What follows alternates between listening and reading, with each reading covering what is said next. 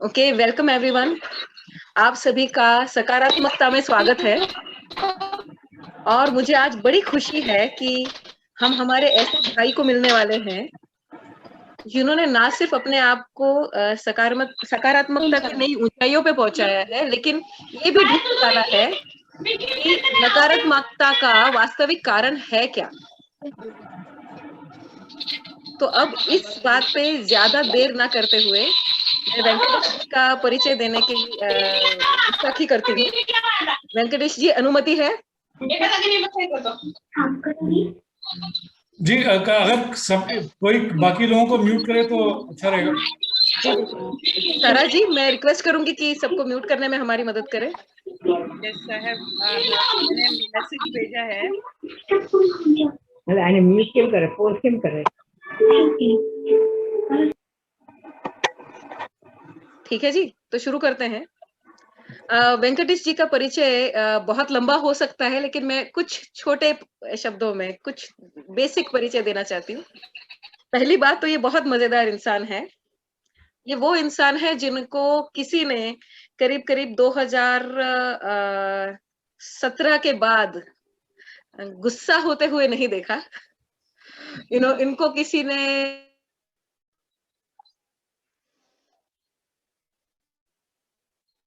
इनको किसी ने नकारात्मक होते हुए नहीं देखा। मतलब ये सचमुच में इस विषय के माहिर है कि कैसे हमेशा सकारात्मक रहा जाता है। और ये उत्साही इंसानों के लिए कहा जाता है कि जनरली शादी ना हुई हो तो पॉसिबल है सकारात्मकता, ऐसा नहीं है। इनकी शादी हुई है। ये दो बड़े प्यारे बच्चों के पिताजी हैं, जो अपने करियर में सेट हो रहे हैं। मतलब ऐसा भी नहीं कि बच्चे छोटे हैं, तो उन्होंने अपने पिता की भूमिका भी हर अलग अलग स्तर पे निभाई है। और ये काम सकारात्मकता का इन्होंने शुरुआत से ही किया है। जैसे आप देख सकते हैं कि इनकी खुद की शुरुआत आईटी उद्योग से जब हुई। ये आईटी का परिचय रखते नहीं थे। ये उस फील्ड के स्नातक ना होने के बावजूद सिर्फ उनके जुनून, उनके पैशन, उनकी इच्छा शक्ति के जोर पे उन्होंने आईटी उद्योग में अपनी शुरुआत की। मौज मस्ती के साथ जो काम शुरू किया था, आज वो विश्व स्तरीय करियर बना चुके हैं और जी भी चुके हैं उसे। 97 में 1997 में उन्होंने अपना स्टार्टअप करने की जरूरत की थी और उसमें अपना पहला ई कॉमर्स एप्लीकेशन, कृपया ध्यान दें, 1997 में जब ई कॉमर्स एप्लीकेशन नहीं बनता था, उस वक्त भी आविष्कार करने वालों में पहले नामों में से एक नाम है। 2000 में लोगों को लगता है कि एक बार जो उद्योजक बनता है, फिर उसको अगर जॉब करना पड़े तो शायद नकारात्मकता आती है, लेकिन ऐसा नहीं है। इन्होंने 2000 में नाइस, फ्रांस जैसी जगह पे मशहूर कंपनी के साथ जुड़े और लंदन, सैन फ्रांसिस्को, सब जगह करीब करीब दुनिया के काफी अलग अलग इंटरेस्टिंग जगहों पे इन्होंने उसी कंपनी के साथ मिलके अपना करियर आगे बढ़ाया है और काफी प्रमोशंस भी पाए। अपनी उद्यमिता कायम रखते हुए, अपने टर्म्स एंड कंडीशन पे, अपनी शर्तों पे इन्होंने जिया। अब कहते हैं कि एक बार करियर में, कॉर्पोरेट में, कंपनी में बहुत अच्छा पगार मिलने जाए तो लोग फिर अपना करियर वापस शुरू नहीं कर पाते। इन्होंने उस बात को भी रॉन्ग प्रूव किया। इन्होंने ये कर दिखाया कि 2008 में बेंगलोर वापस आके उन्होंने अपनी नए आविष्कारिक स्वभाव से नई पेटेंट्स के लिए अभी अपने अधिकार को दर्ज कराया है, और वो भी अलग अलग सेक्टर्स में।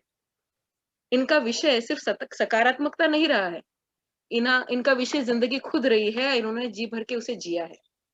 हाँ, 2017 से ये कोच की भूमिका में भी स्टार्टअप में कोच ग्राम का काम उन्होंने करना शुरू किया और इस कोच ग्राम के तहत वो आज हम जैसे काफी लोगों को प्रेरणा भी देते हैं और मार्ग भी दिखाते हैं कि अपनी जिंदगी का मार्गदर्शक हम खुद कैसे बन सकते हैं।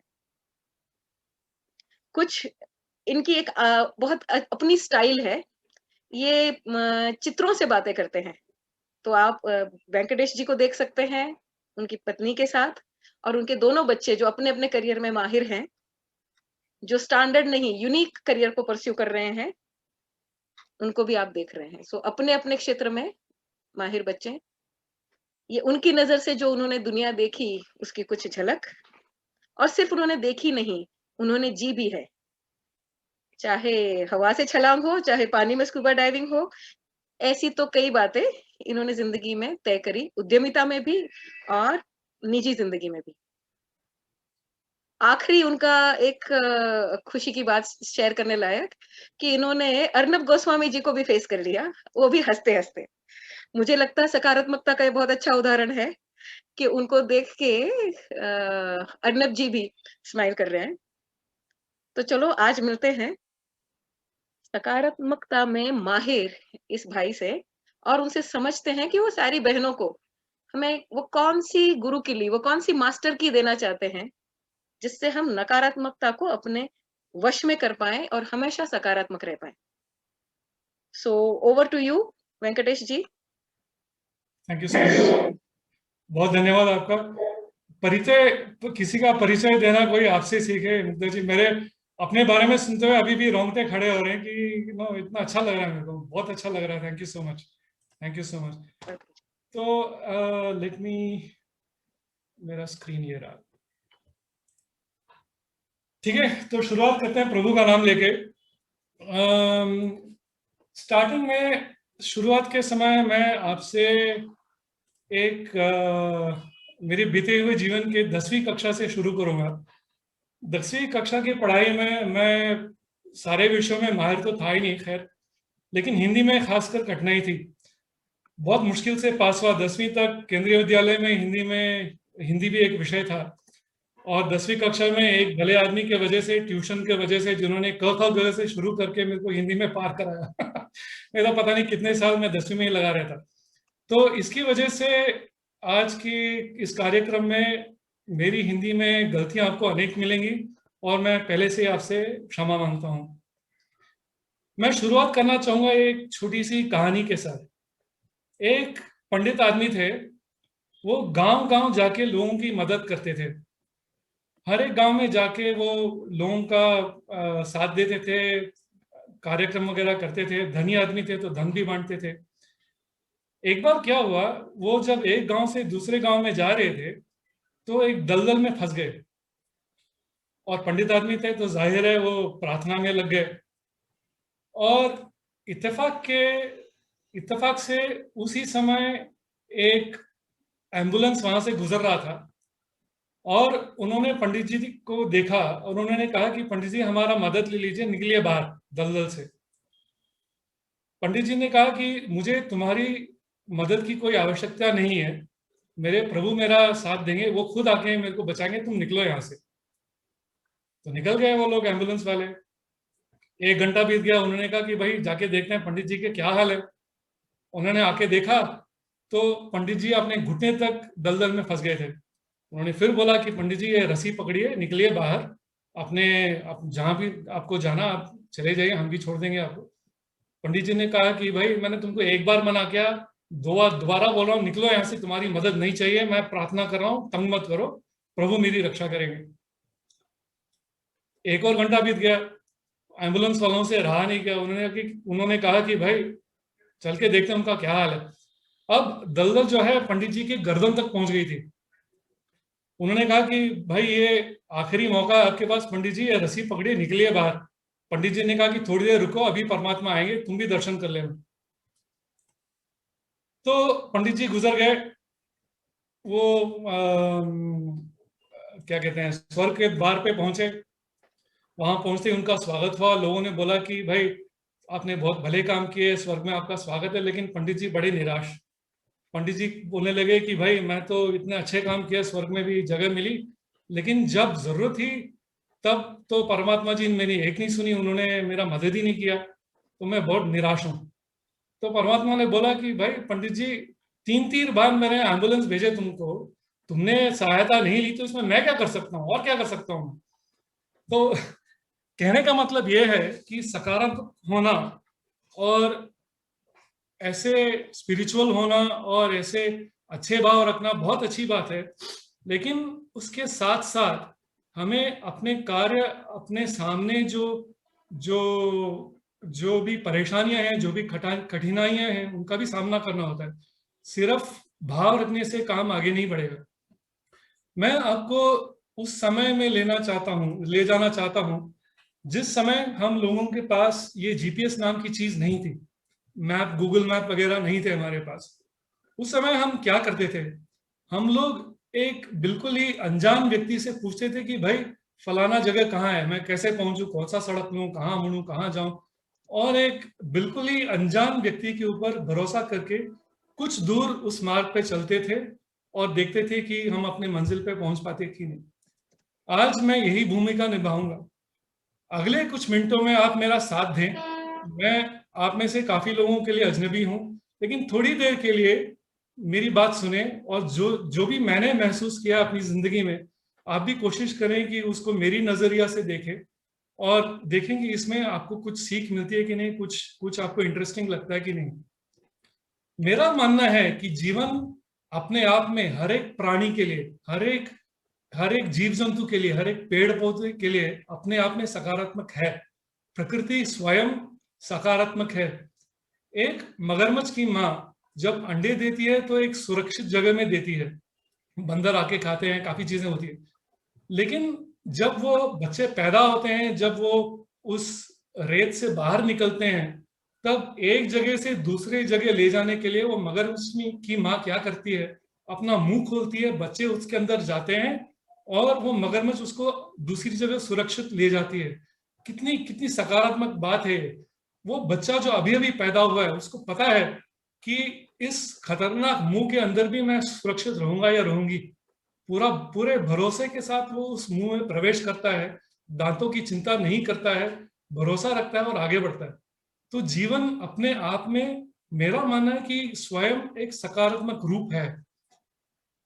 एक और प्राणी है जो काफी जंगलों में पाया जाता है, इसको अंग्रेजी में मे फ्लाई बोलते हैं, मई की मक्खी। इसका जीवन आप मानेंगे नहीं, सिर्फ एक दिन का होता है।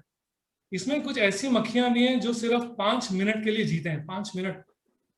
उस छोटे से समय में ये अपना पोषण भी देखते हैं, अपना अंडा भी देते हैं और शाम होते ही मर भी जाते हैं। उस एक दिन में इतना काम कर लेते हैं ये लोग। ये भी एक सकारात्मकता की एक इतना अद्भुत रूप है।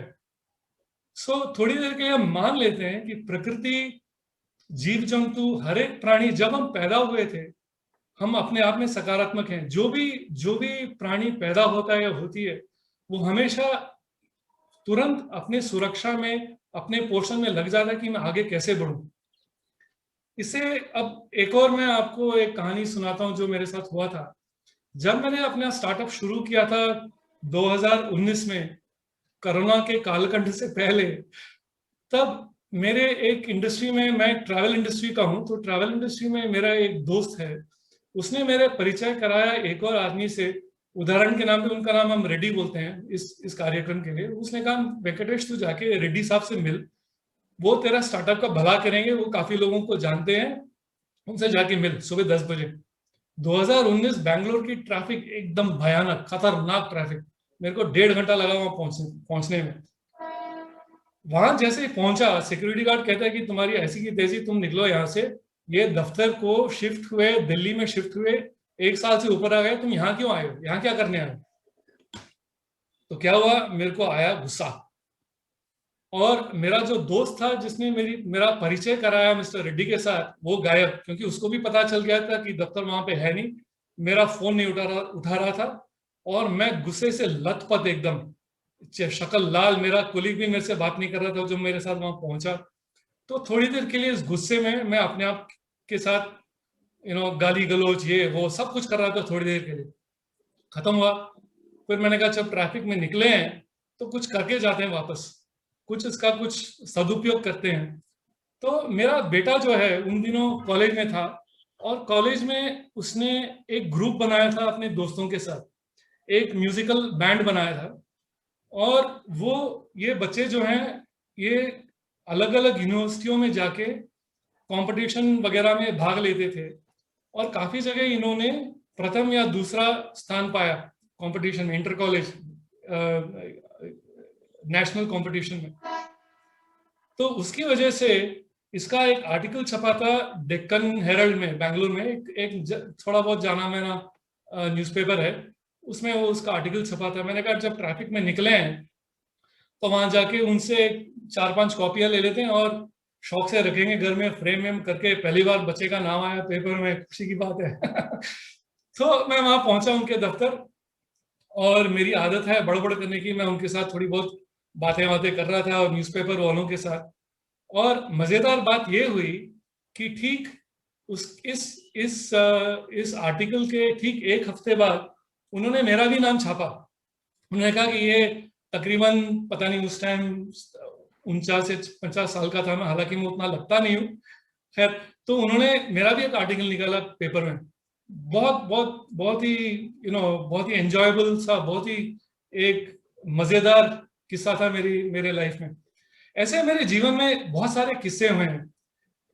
अगर मैं उस दिन के बारे में सोचूं, वो दिन शुरू हुआ था एकदम उत्साह भरा हुआ कि मैं किसी से मिलने जा रहा हूं मेरे स्टार्टअप के लिए जो मेरा भला करेगा। फिर 1 घंटे के अंदर, 1.5 घंटे के अंदर वो आशा एकदम गुस्से, निराशा में बदल गया था बिल्कुल। और उसके बाद फिर से आशा पैदा हुई और फिर कुछ बहुत ही अच्छा हुआ जो जिसने मेरे को और मेरे परिवार को, मेरे दोस्तों को बहुत सारी खुशियां दी। तो ये एक बहुत ही मजेदार किस्सा रहा जब जब मैं क्या कहते हैं, उस निराशा में था। मैंने कुछ कदम नहीं उठाए, मैंने कुछ कुछ किया नहीं उस निराशा में। गाली गलौज किया, गुस्सा किया, लेकिन वो बह गया, थोड़ी देर रहा, बह गया। तो ये एक मेरे जीवन में बहुत बड़ी सीख मिली मेरे को। ऐसे काफी सारे सीख मिले हैं। काफी सारे वैज्ञानिकों ने भी ये साबित किया है कि हम कुछ भी दौर से गुजर रहे हों, उस समय पर हमारे दिमाग पर काफ़ी सारे केमिकल रिएक्शंस होते हैं। जब हम चुप बैठते हैं काफ़ी देर के लिए, तब भी दिमाग में जो केमिकल्स होते हैं वो बहुत कम फैलते हैं। और ठीक उसी प्रकार जब हम कुछ कार्य करते हैं जैसे वॉकिंग वगैरह, उससे भी दिमाग पर काफ़ी प्रभाव होता है, जैसे कि आप इस चित्र में देख सकते हैं। इसलिए चाहे हम कुछ भी कर रहे हों, किसी भी दौर से गुजर रहे हों, या तो हम लगातार शांति का प्रयोग करें या फिर कुछ ऐसा काम करें जैसे कि वॉकिंग, जॉगिंग, साइकिलिंग वगैरह, जिससे कि हमारा दिमाग हमेशा एक्टिव रहे। मैं जब कॉलेज में था तब स्कूटर वगैरह चलाना शुरू कर दिया था। और हालांकि मेरे काफ़ी सारे हादसे, एक्सीडेंट वगैरह होते थे, कभी मेरी हड्डियां नहीं टूटी। लेकिन तकरीबन 3-4 साल पहले एक बार चेन्नई में सड़क पे भागते भागते मैं गिर गया था और मेरी पाँव की हड्डी टूट गई। अब इत्तेफाक से ठीक उसी समय पर जिस दफ्तर में मैं उस समय काम कर रहा था, वहाँ पे काफ़ी बदलाव होने लगे और मैं मैनेजमेंट में था और बहुत सारे बदलाव हो रहे थे।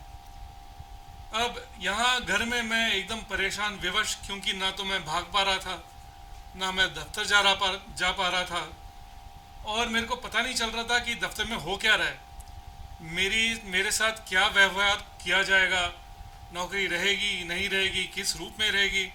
ये बहुत सारे प्रश्न थे मेरे दिमाग में और मेरा दिमाग एकदम बिल्कुल पक गया था, बिल्कुल परेशान, स्ट्रेस्ड, उसको आप कुछ भी कह लो, टेंशन, डिप्रेशन, कोई भी नाम दे दो। बहुत बुरी दौर से गुजर रहा था। अच्छा, अब वो जो भी मैं उस समय महसूस कर रहा था वो मेरे को एक तरफ से अच्छा भी नहीं लग रहा था, क्योंकि मुझे ऐसा लग रहा था कि मैं अपने आप के लिए एक अजनबी सा हो गया था। तो मैंने फिर सोचा कि कुछ अच्छा काम करते हैं, कुछ ऐसा काम करते हैं जिससे मन को थोड़ी सी शांति मिले। तो इस हादसे के लगभग 2 साल पहले मैंने एक वेद पारायण का सीख जो है शुरू किया था एक पंडित जी के साथ, और उसको अधूरा छोड़ दिया था। तो मैंने कहा घर में बैठे बैठे यही काम फिर से शुरू करते हैं, और मैं शिव जी का एक मंत्र जिसका नाम है श्री रुद्रम, उसको पढ़ने में, उसको सीखने में फिर से लग गया। और मज़े की बात यह है कि जब भी मैं वो सुनता था और उसके साथ साथ उसका उच्चारण करता था, अंत में बैठे बैठे मैं सो जाता था और मेरी पत्नी आके मेरे को जगाती थी कि भाई उठो, नाश्ता कर लो, समय हो गया। और उस दौरान, उस कठिन समय के दौरान ये मेडिटेशन, ये वेद का उच्चारण मेरे ज़िंदगी में बहुत काम आया। और उस हादसे के बाद मैं और भी स्ट्रॉन्गर, यानी कि और भी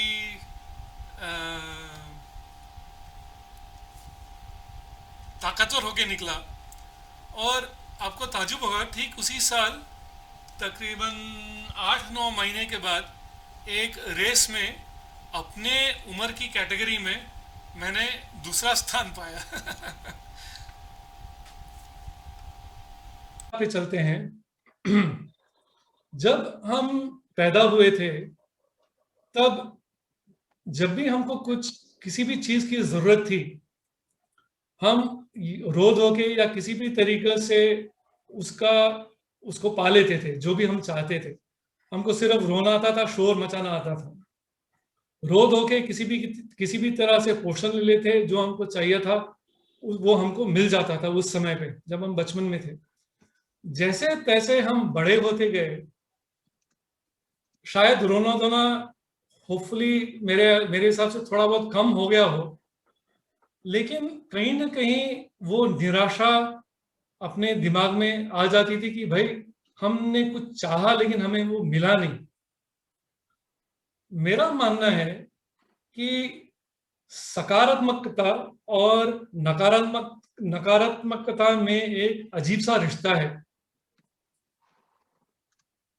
नकारात्मकता से हमेशा निराशा उत्पन्न होती है, क्योंकि जब नकारात्मकता होती है तब हमारे सोच पे, हमारे जो भी एक्शन है, जो भी हम कदम उठाते हैं, उस पर हमेशा फर्क पड़ता है।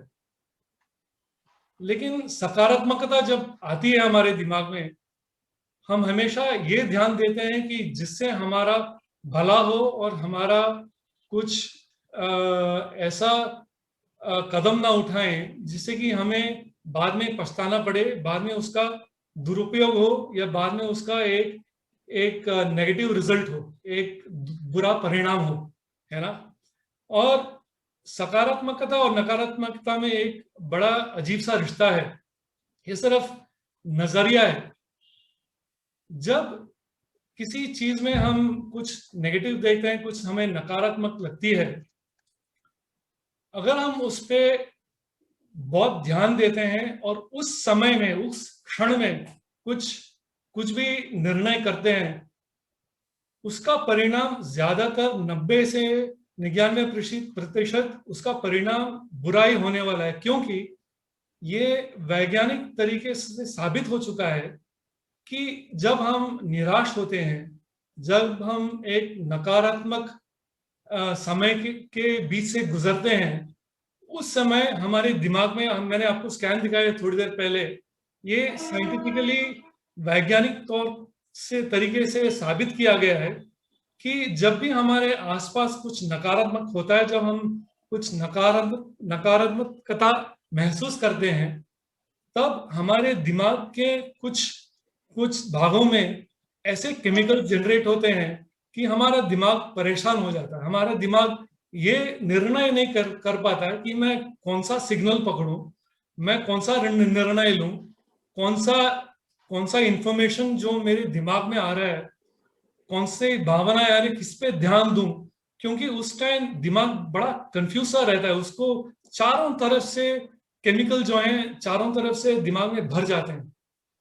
नकारात्मकता की ये एक खासियत है। लेकिन जब उस क्षण में, उसके दौरान हम बोलते हैं कि उस नकारात्मक सोच को हम भाव नहीं देंगे, भले वो सोच आए, भले कुछ भी, हम कोई भी भावनाएं हमारे दिमाग में हो, उस क्षण में मैं कुछ निर्णय नहीं लूंगा, उनको आने दूंगा। मैं उन भावनाओं के साथ लड़ूंगा नहीं, उनको आने दूंगा, उनको बहने दूंगा। और जब वो समाप्त हो जाए, जब मेरा मन शांत हो जाए, जब मैं वापस नॉर्मल बिहेव करने लगूं, जब वापस मैं अपने स्वयं जो मेरी जो क्या कहते हैं, मेरी जो मूल्य भावना है, जब मैं उस पर आ जाऊं, तब मैं निर्णय लूंगा।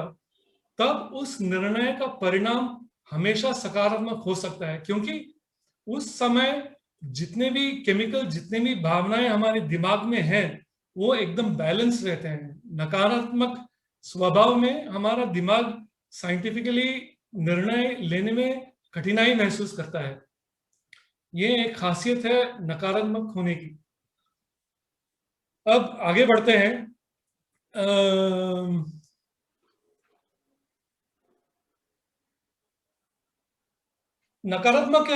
नकारात्मकता की काफी परिभाषाएं हैं। मैं आपको एक ऐसी परिभाषा दूंगा जिससे कि आप शायद थोड़ा अलग सोच सकें। नकारात्मकता मेरे लिए एक तरफ से अंधेरा है। मैं तकरीबन 4-5 भाषाएं बोलता हूं। मैं आज के कार्यक्रम से पहले उन भाषाओं में नकारात्मकता और अंधेरे की परिभाषा ढूंढ रहा था। ज्यादातर भाषाओं में अंधेरा का परिभाषा जो है बड़ा आश्चर्यजनक है। अंधेरे की परिभाषा हिंदी में और अंग्रेजी में उदाहरण के तौर पे ये कहा जाता है कि जहां पे रोशनी ना हो उसको अंधेरा बोलते हैं। ये बड़ा अजीब सा परिभाषा है। अब गेंद की परिभाषा लें, एक गेंद, बॉल। हम ये थोड़ी बोलेंगे कि जो बैट नहीं है, वो जो बल्ला नहीं है वही गेंद है। ये भी कोई परिभाषा हुई। लेकिन अंधेरे की परिभाषा ये है कि जहां पे रोशनी ना हो उसको अंधेरा बोलते हैं। यानी कि अंधेरे की औकात कुछ नहीं है, अपने आप में अंधेरा कुछ भी नहीं है, उसकी कोई औकात नहीं है, उसका कोई मूल्य नहीं है, क्योंकि अंधेरे में कुछ नजर नहीं आता, इसलिए अंधेरा तो कुछ है ही नहीं। हालांकि ब्रह्मांड में सबसे ज्यादा अंधेरा ही है, सबसे ज्यादा एम्प्टी स्पेस है, खाली जगह है ना, लेकिन उसकी कोई परिभाषा नहीं है क्योंकि उसका कुछ मूल्य है ही नहीं।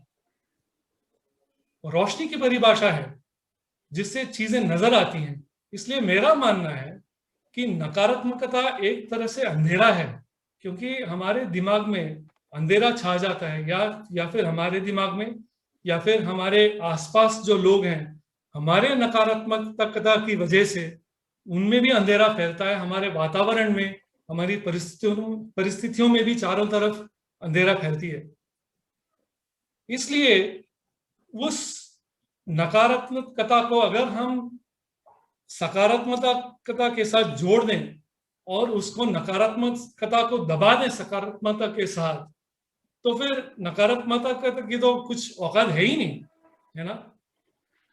तो ये परिभाषा मैं चाहूंगा कि आप लोग थोड़ी देर सोचें कि अपने आप में अगर नकारात्मकता के ऊपर हम कोई एक्शन ना लें, अगर नकारात्मकता जब हम उसके उसके उसके साथ जब गुजरते हैं, उसके दौरान उस परिस्थिति में अगर हम कुछ एक्शन ना लें, उसके ऊपर कुछ कार्य ना करें, तो उसकी तो कुछ औकात है ही नहीं जी। वो तो सिर्फ भावना है हमारे दिमाग में। वो हमें मजबूर नहीं कर पाएगा कि हम कुछ कर पाए, कि हम कुछ गलत कर पाए।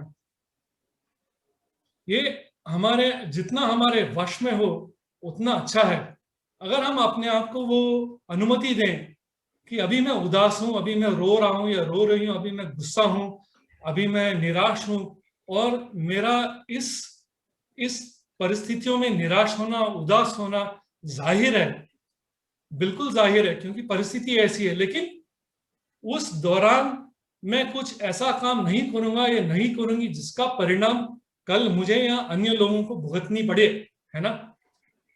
भावनाएं सिर्फ मेरे दिमाग के अंदर ही वहीं रहेंगी।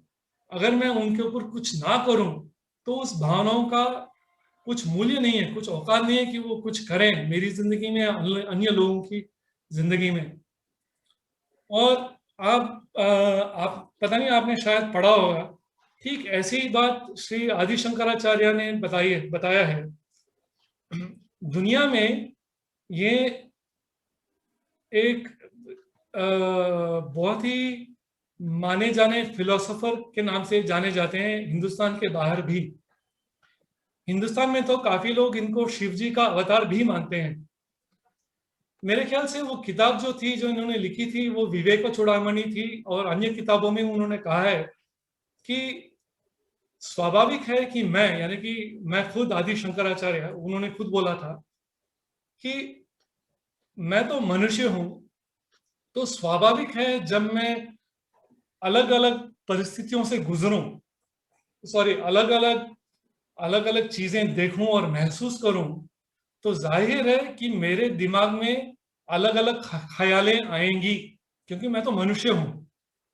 लेकिन उन भावनाओं का, उन ख्यालों का महत्व तभी होगा जब मैं उन पे कुछ करूं। तो आदि शंकराचार्य ने ये ज्ञान दिया था, ये सीख दिया था कि मैं अपने दिमाग में ध्यान के माध्यम से, भगवान के उच्चारण से इतनी सकारात्मक चीजें भर दूं कि जब नकारात्मक सोच आएंगी मेरे दिमाग में तो आके बह जाएंगी। मैं उनसे लड़ूंगा नहीं, उनको आने दूंगा, लेकिन उनके ऊपर कुछ एक्शन नहीं लूंगा, उनके ऊपर कुछ कार्य नहीं करूंगा, और हमेशा ये प्रयास करूंगा कि वो बह जाएं और उनकी जगह मैं रोशनी डालूं उस अंधकार पे, ताकि उस अंधकार के लिए कोई जगह बचेगी नहीं। ये उनकी सीख थी आदि शंकराचार्य जी की। और मैं एक दिन एक प्रवचन सुन रहा था एक सन्यासी की, जो श्री राम और रामायण की प्रचार कर रहे थे। तो एक प्रश्न आया जो सुनने वालों में से, कि स्वामी जी आप तो कह रहे हैं कि श्री राम जो थे वो पुरुषोत्तम थे, परफेक्ट मैन, पुरुषों में उत्तम पुरुषोत्तम थे, लेकिन रामायण में ये भी बताया गया है कि उनको एक दो जगह गुस्सा आया था जब उन्होंने लोगों का वध किया था। तो सन्यासी जी बोले यही तो तुम्हारी गलती है। गुस्सा आने में और गुस्सा लाने में बहुत फर्क है है ना। गुस्सा आना मतलब कि मैं गुस्से के काबे में हूं, गुस्से ने मेरे ऊपर काबू कर लिया। लेकिन गुस्सा लाना ताकि उस गुस्से के माध्यम से मैं बाण चलाऊं, मैं किसी का वध करूं, मैं किसी दुष्ट का नाश करूं, मैंने गुस्से को वश में किया है। ये रामायण की सीख उस सन्यासी ने बताया उस प्रश्न के उत्तर में। और मेरे को ये दो उदाहरण मेरे को हमेशा प्रभावित करते हैं। और जब भी मैं किसी मुश्किल दौर से गुजरता हूं, हमेशा प्रयास करता हूं कि इस सीख को मैं हमेशा ध्यान में रखूं।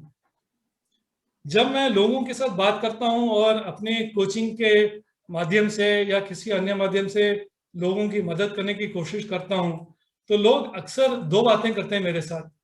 वो कहते हैं कि भाई वेंकटेश, मेरा दिल ये कहता है लेकिन मेरा दिमाग कुछ और कहता है।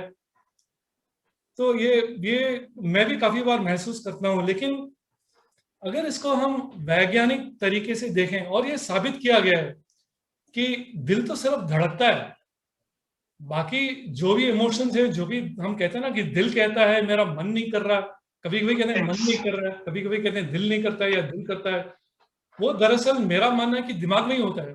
और यह वैज्ञानिक तरीके से साबित भी किया है। एक साइंटिस्ट है, उनका नाम भूल गया मैं, उन्होंने एक जाने पहचाने म्यूजिशियन को एक कैट स्कैन में डाला और उनको बोला कि तुम बस आराम करो कैट स्कैन की मशीन के अंदर। तो वो जो कलाकार थे, संगीतकार, उन्होंने उस कैट स्कैन के मशीन में सिर्फ ध्यान आराम किया और आंखें बंद करके वो मजे कर रहे थे, आराम कर रहे थे। और जब वो बाहर निकले, उन्होंने एक बहुत ही बढ़िया धुन बनाई, वो दिमाग में ही बना। तो जब हम कहते हैं कि दिल ये कहता है या मन नहीं करा वगैरह वगैरह, जितने भी वो कार्य हैं वो सब हमारे दिमाग के अंदर ही होते हैं। जब मैं भागता हूं उदाहरण के तौर पे, वो मेरा दिमाग है जो मेरे दिल को कह रहा कि भैया थोड़ा ज्यादा धड़क, हाथ पांव को थोड़ा ज्यादा खून भेज, नहीं तो हम सब के सब मारे जाएंगे। तो जितने भी कार्य हो हमारे दिमाग के अंदर ही होते हैं। मैं बस इतना ही कहना चाहूंगा आज के लिए। और हमने मिलके हम लोगों ने, मैंने और उषा जी ने, जो आज हमारे साथ हमारे कार्यक्रम में जुड़े हैं, हमने मिलके एक छोटा सा सॉफ्टवेयर बनाया है। क्योंकि मेरा मानना है कि हमारे साथ हमारी जिंदगी में जो भी हम किसी भी पल महसूस करें, कोई भी कठिनाई हो, कोई भी परिश्रम हो, कोई भी परिस्थिति हो, उसमें हो सकता है कि ऐसे बहुत सारे चीजें हों जो हमारे वश के बाहर हों, जो हमारे नियंत्रण के भी बाहर हों, जिनके साथ हम कुछ नहीं कर सकते। मैंने जब स्टार्टअप शुरू किया था, हमने से किसी ने नहीं सोचा था कि ये कोरोना का कालखंड आएगा और 1 साल खा जाएगा, 1.5 साल खा जाएगा, कभी नहीं, किसी ने नहीं देखा। और आपको एक मजे की चीज बताता हूँ जब मैं उस फ्रैक्चर के दौरान गुजर रहा था, तब मेरी दिमागी हालत बहुत ही खराब थी। मेरी पत्नी ने यह भी बोला था कि भाई तू किसी साइकेट्रिस्ट के पास क्यों नहीं जाता, तू लगता है कि तेरा दिमाग बैठ गया एकदम, तू बिल्कुल ही डिप्रेशन में जा रहा है, ये है वो है, पता नहीं क्या क्या बोल रहे थे। और मेरा मानना है कि जब हम इसके बारे में सोचते हैं, अगर हम अपने आप को ये बता दें कि परिस्थिति जैसे भी हो, उसके साथ जो मैं बर्ताव करता हूं या जो भी मैं बर्ताव करती हूं वो हमेशा मेरे वश में हो, तब जिंदगी का मजा कुछ और ही होता है। अब कोरोना के कालखंड में जो मेरे को सबसे बात बहुत अच्छी लगी, बहुत मजेदार लगी, मेरी पत्नी मेरे को आके बोलती थी कि भाई जब तुम्हारा जब फ्रैक्चर हुआ था, तब तो मैं सोच रही थी कि तुम तो एक साइकेट्रिस्ट पेशेंट बनने जा रहे हो। अब कोरोना के कालखंड में तेरे को 2 स्टार्टअप चला के तेरे को 1 साल से ऊपर हो गया, आमदनी कुछ खास हुई नहीं, लेकिन तुम तो मतलब बहुत मजे कर रहे हो, तुम तो हमेशा खुश लगते हो।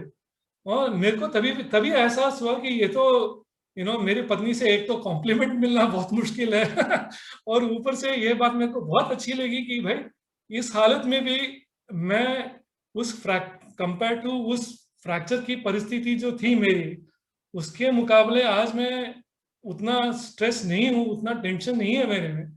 तो मेरे को बड़ा मजा आया वो बात मेरी पत्नी के मुंह से सुन के, क्योंकि मेरे को उसका एहसास तभी हुआ जब उसने बताया मेरे को। तो मेरा और उषा का प्रयास ये है कि एक सॉफ्टवेयर के माध्यम से और कस्तूरी के साथ हम कुछ ऐसा करें जिससे कि हम सब अपने आप को स्वयं अपनी मदद करें और स्वयं हम अपने निर्णय सब खुद लें, और हमारा व्यक्तिगत विकास की जो कार्य है, जो चाह है हमारी, उसके जिम्मेदार हम खुद बने। और अगर इसके बारे में आप ज्यादा जानना चाहेंगे तो आप मुग्धा जी से संपर्क करें। और इसी के साथ मैं अपना ये कार्यक्रम समाप्त करता हूं और आपके प्रश्नों के लिए उत्साहित हूं। मैं ये कहना चाहूंगा कि जो भी प्रश्न हो अपने आप में बढ़िया हैं, बहुत अच्छे प्रश्न हैं। और ये बेशक हो सकता है कि मेरा जवाब, अगर प्रश्न मेरे लिए है, मेरा जवाब आपको बकवास लगे, लेकिन हर प्रश्न जाहिर है अपनी जगह। इसी के साथ आई थिंक मेरे हिसाब से मेरे 40 मिनट खत्म हो रहे हैं जो मैंने मुग्धा जी को बताए, और मेरे को आपके प्रश्नों की या आपके ख्यालों की, आपके सोच की इंतजार है। Thank you Mugdha ji, over to you.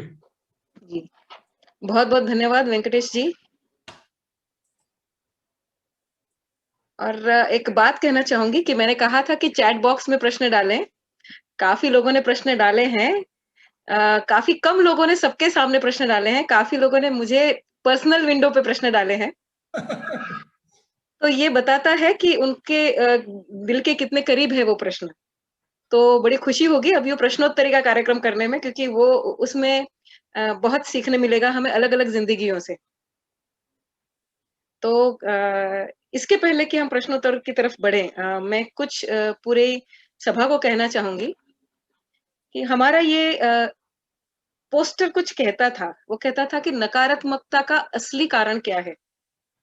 और जो मैं वेंकटेश जी की बातों से समझी, वो ये है कि जिंदगी तो बड़ी खूबसूरत है, उसमें एक्चुअली सच पूछो तो वैज्ञानिक तौर पे नकारात्मकता का कोई बाहरी कारण नहीं होता, क्योंकि बाहर तो दुनिया बड़ी वंडरफुल है। अब बचे आंतरिक कारण, तो वो तो हरेक के अपने-अपने अलग-अलग होंगे, उनकी अपने व्यक्तिमत्व के अनुसार, अपनी जीवन स्थिति के अनुसार। और वहीं पे यही कारण अगर हमें मिल जाए तो हम उस पे काम कर सकते हैं। इसी यकीन के साथ उन्होंने कोचिया ग्राम बनाया है, ताकि हरेक को अपनी-अपनी नकारात्मकता का कारण और उसको सकारात्मक कैसे बनाएं अपनी शक्तियों के जोर से, ये दोनों बातों का पता चले और वो खुद ही अपनी नकारात्मकता पे वश कर पाए। इसके लिए उन्होंने ये ऑनलाइन ऐप बनाया है। और हमने कहा था कि ये तो बहुत इंग्लिश में चलता रहता है, पर्सनालिटी असेसमेंट टेस्ट तो बहुत मिल जाते हैं। एक तो वो इंग्लिश में होता है और उसमें एंड में खाली मार्कशीट आ जाती है, रिपोर्ट आ जाता है कि तुम ऐसे हो, तुम वैसे हो। ये नहीं कहता कोई कि तो करे क्या। जबकि ये पहली बार ऐसा होगा कि ये पूरा टूल हमें हिंदी में मिलेगा। अगर हम चाहें तो इंग्लिश में भी मिल सकता है, और हमें इसमें ना सिर्फ सार मिलेगा हमारे व्यक्तिमत्व का, पर वो टॉप मोस्ट सवाल, वो सबसे प्राथमिक, इम्पोर्टेंट, सबसे महत्वपूर्ण सवाल भी मिलेंगे, जिन पे काम करने से हमारी जिंदगी में हम सबसे ज्यादा यश, पद और खुशियां, हमारे सपनों की तरफ आगे बढ़ सकते हैं। सो उन क्वेश्चंस का सामना करने से नकारात्मकता के कारण अपने आप हल हो जाएंगे, और वो भी व्यक्तिगत तौर पे। तो आपकी अपनी नकारात्मकता का कारण क्या है, ये अगर आप जानना चाहते हैं तो आप जरूर इस टूल का उपयोग करें। और उसके लिए आप सीधे मुझे व्हाट्सएप भी कर सकते हैं, मुझे लिख भी सकते हैं। मेरा नंबर भी मैं यहाँ पे शेयर कर लूंगी, जो अभी करने जा रही हूँ। और फिर हम आज के सवालों की तरफ बढ़ते हैं। और एक चीज, छोटी सी बात, जी कोचाग्रहण कस्तूरी के सदस्यों के लिए बिल्कुल ही निःशुल्क है, जैसे कस्तूरी खुद है। जी, ये उनका जुनून जो उनके करियर के शुरू में था, आज भी है। वो चाहते हैं कि जिंदगी में से नकारात्मकता का कोई कारण ही ना रहे, किसी को भी ना रहे, किसी भी वजह से ना रहे। तो इस टूल का पूरा लाभ लें। इसके अंदर कोई और एडवर्टाइजमेंट वैल्यू नहीं है, इसमें और कोई कमर्शियल इंटरेस्ट नहीं है। तो आप उस पर निश्चिंत रहें और उसका लाभ लें और अपनों को भी दिलवाएं। तो शुरू करते हैं उन सवालों से जो सबके सामने पूछे गए। वेंकटेश जी, तैयार हैं आप? जी बिल्कुल बिल्कुल। सबसे पहला सवाल उषा सक्सेना जी ने पूछा है। उषा जी, आप सीधे पूछना चाहेंगे? हाँ, मैं ये पूछना चाहती हूँ कि जैसे कोई बार बार इंटरव्यूज देते रहता है, जैसे मेरा बेटा बहुत सारे इंटरव्यूज दे रहा था और उसको बार बार नेगेटिव नेगेटिव नेगेटिव आंसर आया। तो ऐसे में क्या सोचना चाहिए? मतलब वो कोशिश कर रहा है, पढ़ाई भी कर रहा है, सब कुछ कर रहा है, लेकिन the result is he doesn't get selected. तो ऐसे में पॉजिटिविटी कैसे लाए? जब तुम्हें रिजेक्शन मिले सारा टाइम, तो कैसे तुम पॉजिटिविटी ले आओगे? कई चीज, कोई आसान उत्तर नहीं है इसके लिए, लेकिन हमारे, उषा तो मेरी बहन भी है, तो मैं उषा को हमारे दादाजी की याद दिलाता हूँ। वो दादाजी हमारे कहते थे कि जब हम फल तोड़ने जाते हैं किसी पेड़ से, एक फल पे निशाना लगाते हैं, पत्थर फेंकते हैं, वो आम गिरा बढ़िया, नहीं गिरा तो दूसरा आम देखो। हम एक आम या दो आम के बाद निराश होकर भूख से मर नहीं जाते हैं। तो ठीक उसी तरह नौकरी भी ऐसे ही है। नौकरी या जो भी हो, जिस चीज की भी हम प्रयास करें, प्रयास करते रहें और सीखें। जो जो पहली प्रयास नाकाम रही, क्या पत्थर में कमी थी, निशाने में कमी थी, या आम बहुत ऊपर था, पेड़ बहुत लंबा था, जो भी हो उसको समझें और अगली बार जब निशाना लगाएं तो ठीक से लगाएं।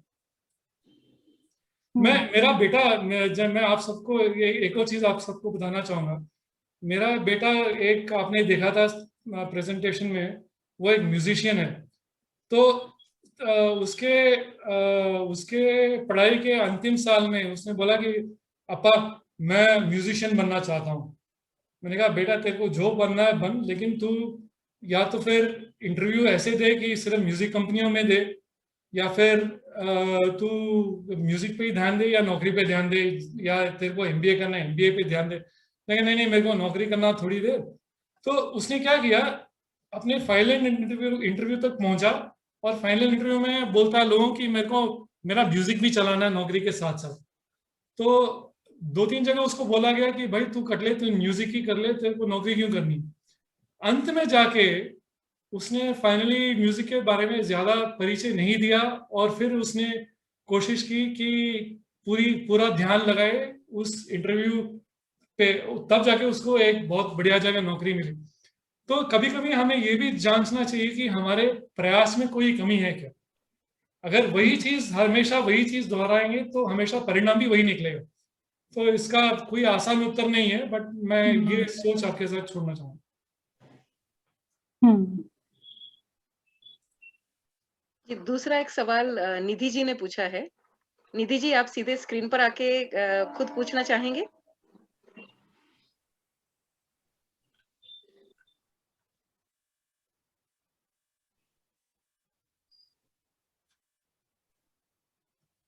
मैं उनका वो पढ़ रहा हूँ। परिस्थिति कुछ भी हो, पर हमें अपने वश में होना चाहिए। किस प्रकार सर, ये जानना है और एग्जाम्पल के जरिए आप समझाना चाहते हैं। हाँ, निधि जी खुद पूछना चाहती हैं ये सवाल, तो बताइए निधि जी। Hello ma'am. हाँ जी। नमस्कार सर। नमस्ते। मैं ये पूछना चाहती थी कि आपने बोला कि परिस्थिति कुछ भी हो, पर हमें अपने वश में होना चाहिए, तो वो किस प्रकार, आप एग्जाम्पल के जरिए बता सकते हैं? देखिए, परिस्थिति कुछ भी हो, अगर हम प्रश्न पूछने के लिए धन्यवाद। सबसे पहले आप मेरे को सर ना बोले, वेंकटेश बोले या वेंकी भाई बोले, कुछ भी बोले, बढ़िया है।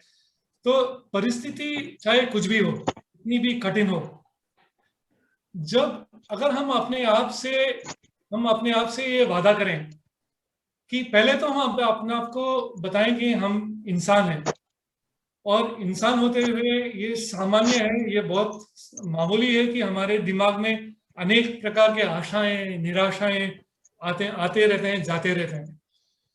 अगर हम अपने आप को ये बोलें कि मैं जो भी इस समय महसूस कर रही हूँ या कर रहा हूँ, वो कुछ परिस्थितियों के वजह से है, और उस परिस्थितियों पे मेरा कोई कंट्रोल नहीं है, वो मेरे वश में नहीं है।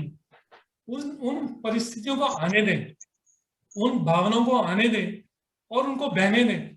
भावनाओं का तभी कुछ प्रयोग होता है जब उन भावनाओं के आधार पे हम कुछ कार्य करें। जैसे कि आपने बोला कि कुछ परिस्थितियों में हम हाउ टू स्टे पॉजिटिव, ऐसे ही कुछ प्रश्न था आपका, अगर मैं ठीक से समझा आपको तो।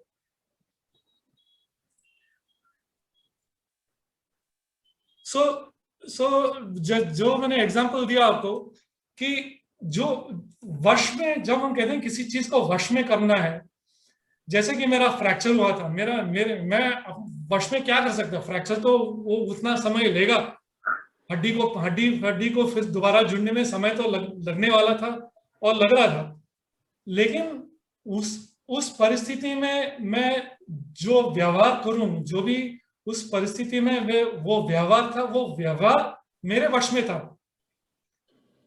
वो व्यवहार दो तरीके के हो सकते थे, या तो बिल्कुल बेबस, जो मेरे दिमाग में मैं तोड़ फोड़, चीखा चिल्लाना बिल्लाना, रोना धोना, जो सामान तोड़ना, जो भी हो, वो मेरे वश में था कि नहीं था, प्रश्न वो था। तो परिस्थितियां जो भी हों, अगर मैं अपने आप को यह अनुमति दूं कि मैं अभी बुरा महसूस कर रही हूं या कर रहा हूं, और उस दौरान मैं अपने आप को ये अनुमति देता हूं या देती हूं कि रोना धोना ठीक है, परेशान होना ठीक है, गुस्सा होना ठीक है, लेकिन जब तक मैं उन इमोशंस को, उन भावनाओं को अपने वश में ना करूं, मैं कुछ कार्य नहीं करूंगा या नहीं करूंगी। जब उस फ्रैक्चर के दौरान मैं उलट पुलट हो रहा था, मेरे दफ्तर में भी और घर में भी, मैं भाग नहीं पा रहा था, मैं दिमाग एकदम पका हुआ था। मैंने कहा मैं कुछ करूंगा नहीं जिससे कि मुझे बाद में पछताना पड़े। मैं रोऊंगा धोऊंगा, चीखूंगा चिल्लाऊंगा, घर के अंदर ये कोशिश करूंगा कि ज्यादा नुकसान ना हो, नुकसान कम से कम हो। घर के अंदर एक दो चीजें तोड़ी मैंने, मेरी पत्नी को पता है, तो थोड़ा बहुत नुकसान हो, थोड़ा सा ही हुआ मेरे हिसाब से, उसके हिसाब से ज्यादा हो, पर एनीवे। तो मैं अपने आप को ये अनुमति देता हूं कि मैं बुरा महसूस करूंगा, लेकिन उस दौरान मैं कोशिश ये भी करूंगा पूरा कि नुकसान कम से कम हो, और एक बार वो परिस्थिति गुजर जाए, उसके बाद मैं निर्णय करूंगा कि मेरे को आगे क्या करना है।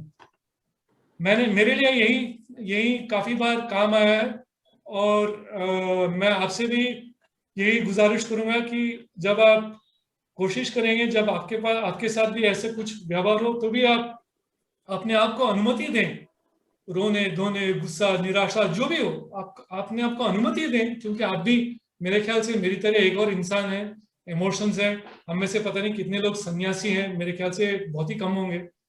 तो हम अपने आप को वो अनुमति दें कि वो भावनाएं आए और पानी की तरह बह जाएं, और जो भी मैं कदम उठाऊंगा या कदम उठाऊंगी तभी उठाऊंगा या उठाऊंगी जब वो भावनाएं टल जाएं। और आप देखेंगे कि सारा ब्रह्मांड आपका साथ दे रहा है।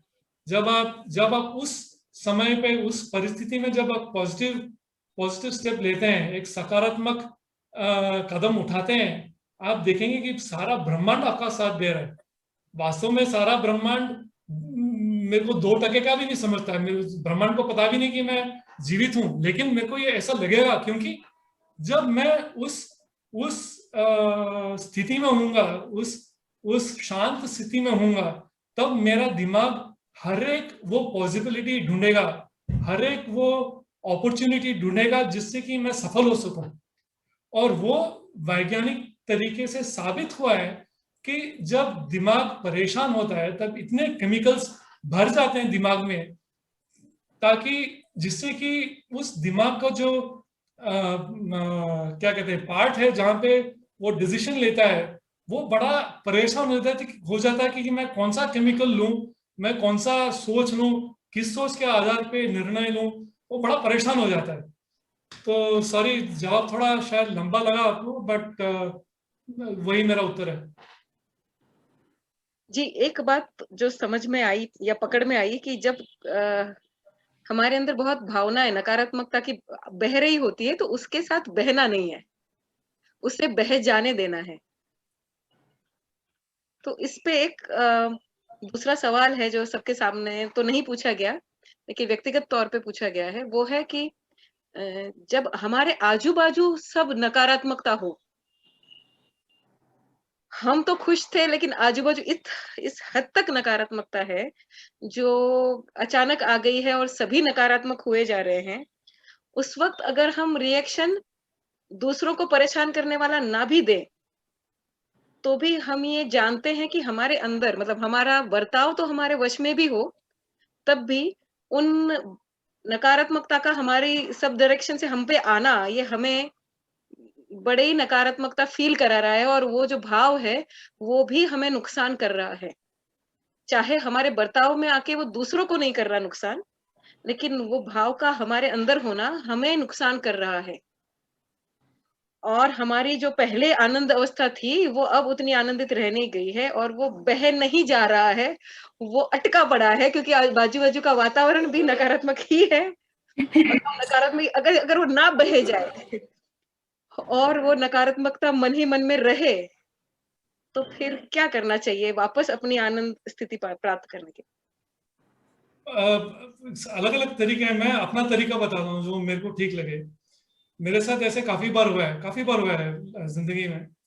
तो मैं अपने आप से बातें करता हूँ, अपने आप से। लोग सब कभी कभी सोचते हैं कि ये पागल आ गया, लेकिन मैं अपने आप से बातें करता हूँ, क्योंकि मैं अपने आप को ये अनुमति देता हूँ कि भले मैं अकेले रहूं, भले मैं अपने आप से बातें करूं, अपना सोच खुद बनाऊं, दूसरों की नकारात्मकता का प्रभाव मेरे पे तभी पड़ेगा जब मैं कुछ कदम उठाऊं अपनी तरफ से। नहीं तो वो सिर्फ सोच है मेरे दिमाग में। जब तक मैं कदम ना उठाऊं जिससे कि जिसका परिणाम मेरे लिए, वातावरण के लिए, अन्य लोगों के लिए नकारात्मक हो, तब तक उस नकारात्मकता की कोई औकात नहीं है, तब तक उसका कोई मूल्य नहीं है। अंधेरे के समान, जब तक उस अंधेरों को मैं रोशनी से ना भर दूं, अंधेरे की कोई अपने आप में कोई औकात है ही नहीं जी, उसका तो कुछ मूल्य ही नहीं है। तो मेरे लिए जो काम करता है, मैं वो बताता हूँ आपको। जब मेरी चारों तरफ नकारात्मकता मेरे को लगता है कि भर गई है, मैं सकारात्मक लोगों को ढूंढता हूँ अपने चारों तरफ, या फिर मैं अपने आप को अकेला कर लेता हूँ। मैं अपने मन की पुराने हेमंत किशोर कुमार के गाने सुनता हूँ या कुछ और गाने सुनता हूँ, अपने आप से बातें करता हूँ और दुनिया को बोलता हूँ कि तुम जाओ भाड़ में, तुम रो मरो कुछ भी करो, मैं अपना काम करने वाला हूँ, मैं बस अपने अंदर जाने वाला हूँ, तुम्हारी कोई औकात नहीं है, तुम्हें नकारात्मक ना रहो, रोना धोना कुछ करना है करो, मेरी चिंताएं तुम्हारे साथ हैं, लेकिन मैं कुछ कदम नहीं उठाऊंगा जिससे कि मुझे बाद में पछताना पड़े। क्योंकि मैंने जिंदगी में काफी ऐसे कदम उठाए हैं जब मेरा दिमाग नकारात्मक रूप में था, और उसका भी मैंने काफी जो है पछतावा किया है बाद में, है ना। तो मैं अपने आप को अनुमति देता हूं कि वो भावनाएं आए और बह जाएं। उस समंदर में लहर आता है, बह जाता है वापस, बहने दो जी, आने दो, जाने दो, उसको रोको मत। जब वो आ रहा होता है, जब वो लहर आ रही होती है, जितना आप उसको धक्का देंगे उतना और आएगा। आप थोड़ा पीछे हटें, वो लहर अपने आप आके वापस चला जाएगा। जब अगर हम बहुत ही बड़ी सुनामी की बात करें वो तो कुछ और ही है। बट लेकिन जो सामान्य तौर पे जो लहरें आती हैं, वो बस लहरें आएंगी, चली जाएंगी, आने दीजिए, जाने दीजिए। जब सुनामी आएगी तो शायद उसको सोचने के लिए हम बचेंगे भी नहीं। द वेरी फैक्ट, जब तक ये सच्चाई है कि हम जीवित है, इसका मतलब वो हमसे बड़ी नहीं है। वो जो भी मुसीबत है या जो भी नकारात्मकता है, हम उससे बड़े हैं, इसलिए अभी जीवित है। तो आपसे मैं ये एक बात सीखी आपके जवाब से कि बस एक, जैसे ना बस एक सनम चाहिए आशिकी के लिए, वैसे बस एक सकारात्मक दोस्त या सखी चाहिए उस वक्त टिके रहने के लिए। और अगर वो अपने बाहर ना मिले तो अपने आप में ढूंढी जा सकती है। और उस सखी की संगत में या उस दोस्त की संगत में वो अकेलापन बड़ी शांति से काटा जा सकता है, अपनी खुशी और अपने खुश मिजाजी को संभाल के रखते हुए। एक सदगुरु जी हैं, आपने शायद नाम सुना होगा। तो उनसे किसी ने पूछा कि मैं अकेलेपन में बहुत उदास हूं, मैं क्या करूं। तो सदगुरु जी ने बोला कि भाई, तो जाहिर है कि जो अगर अकेले आप खुश नहीं है तो आपको अपने आप से प्रॉब्लम है। If you don't enjoy being alone, then you are obviously in bad company. तो इसलिए हमारे जो जो मेरे ख्याल से जो भी सवाल है, उसके उत्तर भी हमारे मन के अंदर ही है, हमारे अंदर ही। जी, और हम कस्तूरी में तो यही कहते रहते हैं। एक बहुत बुरा सवाल जवाब मेरा होता है कि अगर इतना बुरा लग रहा है तो सांस रोक दो। और सांस रोकी नहीं जाती, मतलब जीना तो है। मतलब कहीं भी अभी तक जीने की चाहत तो बची है, मतलब कुछ तो आशाएं हैं। तो इस निराशा को इतना महत्व क्यों देना। तो इस पे और एक सवाल निधि जी ने पूछा है, क्योंकि निधि दूसरी बार आ रही है, इसलिए मैं उनके सवाल के पहले जो एक सवाल मुझे व्यक्तिगत तौर पे पूछा गया है उसको पहले लेती हूँ। और वो भी बड़ा अनोखा सवाल है। उनका कहना है कि मैं उन्हीं की बात पढ़ती हूँ, उनका नाम नहीं बताती। वो कह रहे हैं कि हमें ये जो लाइफ मिली है, हम उसे क्यों जिए? क्या मोटो होना चाहिए लाइफ जीने का? सुबह उठो, काम पर जाओ, पैसे कमाओ, सो जाओ, अगेन सेम। ये सब सोचकर जीना भी अच्छा नहीं लगता। सब बोलते हैं आप एक एम डिसाइड कर लो, बट एम भी समझ नहीं आता। प्लीज गाइड करें। और ये बात समझे कि ये बहुत लोगों का प्रतिनिधित्व कर रहे हैं। ये सवाल बहुत गहरा है और बहुत लोगों में है। तो आप ये सवाल तो किसी सन्यासी या संत आत्मा से पूछना चाहिए, क्योंकि मेरे मन में भी ऐसे सवाल काफी आते हैं। मैं वो बताता हूँ जो मेरे को ठीक लगे। ये जिंदगी का एक मूल्य प्रश्न है। हम सबको अपने अपने उत्तर खुद ढूंढने होंगे किसी न किसी तरीके से। चाहे इस सवाल को एक अलग नजरिया देते हैं। मान लेते हैं कि एक छोटी सी चींटी है और वो चींटी हमसे बात कर सकती है। थोड़ी देर के लिए मान लेते हैं। वो चींटी में से पूछती है या हमसे पूछती है कि भाई, मैं क्या करूं, मेरा जीने का उद्देश्य क्या है, मैं क्या करूं। तो हम उस चींटी को क्या बताएंगे? भाई तू अपना काम कर, बच्चे बच्चे पैदा कर, अपनी जिंदगी जी, चीनी वीनी खा, मजे कर। तो क्योंकि तू पैदा हुई थी, तू मरेगी एक दिन। चींटी को तो हम वही बोलेंगे। तो हम मनुष्य ये क्यों मान लेते हैं कि हम चींटी से कुछ अलग हैं? सिर्फ इसलिए क्योंकि हम मकाने बना सकते हैं, हवा में उड़ सकते हैं, सिर्फ इसलिए हम अलग हैं? नहीं, वो तो बस एक एक एक इंटेलिजेंस का अलग लेवल है बस। हम ये क्यों मान लेते हैं कि हमारा जीवन एक चींटी के जीवन से बिल्कुल ही अलग है? हम जीवन का एक उद्देश्य होना चाहिए। इसलिए मेरे को जो अच्छा लगता है वो मैं बताता हूँ। आपको अपना उत्तर खुद ढूंढना होगा। ये हम सबकी जिंदगी का एक ऐसी परिस्थिति है जो जहाँ पे उत्तर सबके अलग अलग होंगे अपने अपने के लिए। मैं आपको अपना उत्तर देता हूँ।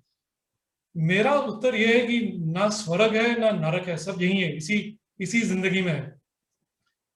जो बीता हुआ कल है उसको मैं बदल नहीं सकता, आने वाले कल को मैं देख नहीं सकता। मैंने जब स्टार्टअप शुरू किया, 2 स्टार्टअप, मैंने कभी सोचा भी नहीं था कि 1 साल बह जाएगा कोरोना के कालखंड में। तो आने वाले कल पे मेरा कोई वश, कोई कंट्रोल नहीं है, कुछ भी नहीं है। जो है वो आज है, ये आज है मेरे सामने।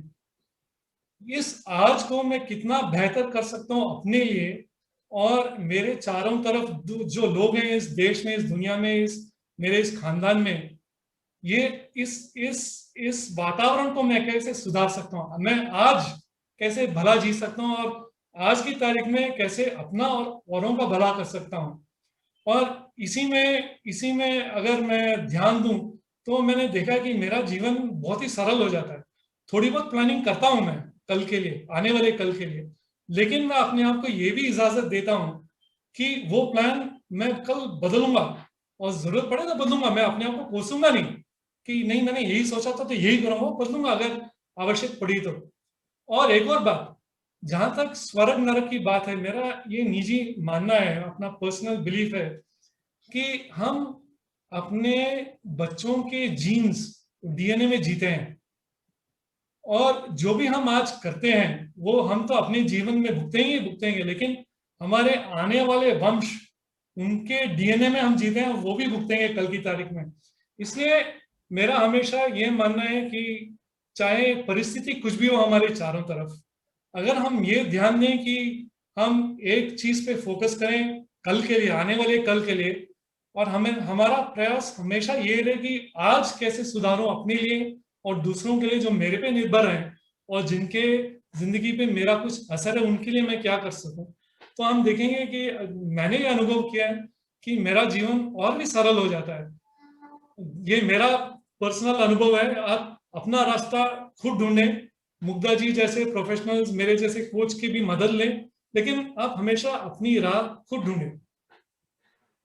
तो मुग्धा जी भी उसके समर्थन में अपनी कुछ बातें शेयर कर सकती है? बिल्कुल बिल्कुल, नेकी और पूछ। जी, तो मैं ये इसमें सचमुच में, क्योंकि ये बड़ा महत्वपूर्ण प्रश्न है और मैं इसका एक बहुत अच्छा जवाब जो मुझे मिला है वो आपके साथ बांटना चाहूंगी। और वो ये है कि मैं वेंकटेश जी की बातों की ही मदद लेती हूँ कि अगर चींटी की बात करें, बाय द वे, चींटी का जो पूरा सिविलाइजेशन है, उसका जो पूरा समाज रचना है, वो मनुष्य की समाज रचना से काफी ज्यादा प्रगत है। अभी तक मनुष्य उतनी अच्छी तरीके से समाज में जीना सीखा नहीं है। तो चींटी तो हमसे कहीं आगे है। लेकिन इस बात को अगर छोड़ भी दें, तो एक पर्यावरणवादी के दृष्टिकोण से देखें तो जब एक जंगल की रचना होती है, तो एक चींटी भी एक्स्ट्रा नहीं होती। एक गांडुड़, अर्थवर्म भी एक्स्ट्रा नहीं होता, एक जंतु भी एक्स्ट्रा नहीं होता, एक हिरण भी एक्स्ट्रा नहीं होता, एक खरगोश भी एक्स्ट्रा नहीं होता, एक घास का प्लॉट भी एक्स्ट्रा नहीं होता। सभी कुछ उसके पूरी वन रचना का जरूरी हिस्सा होते हैं, उसी प्रमाण में होते हैं। और जब उनका प्रमाण बढ़ जाता है तो उनको मृत्यु भी आ जाती है। कभी जरूरत से ज्यादा ना घास होता है, ना पेड़ होते हैं, ना कोई प्रजाति होती है। तो ऑटोमेटिकली अपने आप ही कुदरत उतने ही लोगों को, उतने ही स्पीशीज को उस समय रखती है जितनी आवश्यक होती है उनका होना पूरी रचना के लिए। तो अगर इतने तिनके तिनके तक के ऊपर समष्टि का वश है और समष्टि समझती है, और अगर हम हैं, तो ये मानने में कोई अतिरेक नहीं है कि हमारा होना भी जरूरी है। इसमें कुछ समष्टि का पर्पस है और उसमें समष्टि का पर्पस यही हो सकता है कि हम उस चीज को, हमारा होना, पूरे दिल से 100% जिए। कई बार ये प्रश्न आता है कि जीवन का मकसद क्या है? क्यों हम ये नहीं पूछते कि जीवन जीना यही मकसद हो सकता है। इस रूप में, इस अवतार में, इस स्वभाव के साथ, इन परिस्थितियों में अपनी भूमिकाओं को पूरे तहे दिल से, दिलो दिमाग से, पूरी एक्टिविटी के साथ निभाना, यही तो पर्पस है। और ये पर्पस बदलते रहता है क्योंकि जिंदगी बदलते रहती है, समष्टि खुद उग रही है, स्पेस खुद अभी तक बढ़ रहा है। So life itself is the purpose. जीवन खुद उसका उद्देश्य है। क्या हमारा जीवन की तरफ ध्यान है? वरना जीवन में उद्देश्य ढूंढने के चक्कर में हम जीना ही तो नहीं भूल रहे। जैसे मछली पानी ढूंढने के चक्कर में शायद पूरा समंदर मिस कर रही है। सो क्यों ये ना समझा जाए कि ये जिंदगी खुद उसका मकसद है और उसे पूरी तरह जिया जाए, जैसे जैसे वेंकटेश जी ने कहा, पूरे अपनेपन के साथ, one day at a time. आगे जो बदलाव आए उनके प्रति सजाग रहते हुए भी, और फिर भी उनको पूरे तहे दिल से वेलकम करते हुए। सो जब हम जिंदगी को खुद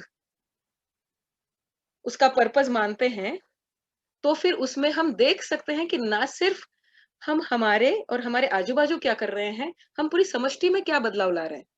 उस अर्थवर्म को नहीं पता कि उसका ऊपर नीचे करने में पूरी जमीन ज्यादा उपजाऊ बनती है। लेकिन हम तो इंसान हैं। अगर हम पूरा सिस्टम पर्सपेक्टिव देख पाए कि हमारा वो उठना, खाना, पीना, काम करना, सो जाना, ये पूरे समाज को कैसे, परिवार को कैसे मदद करता है, समाज को कैसे मदद करता है, तो आप पाएंगे कि वो भी बेकार नहीं हो रहा है। काफी जिंदगियां हम स्पर्श करते हैं, लेकिन हम अपने आप को उस नजर से नहीं देखते। हम कुछ ढूंढने की लालच में, जो कस्तूरी में हम कहते हैं, वो है कि कस्तूरी मृग की तरह दौड़ना बंद करें और अपने अंदर की कस्तूरी की खुशबू को सूंघने के लिए भी वक्त निकालें। आपके होने से फर्क पड़ता है।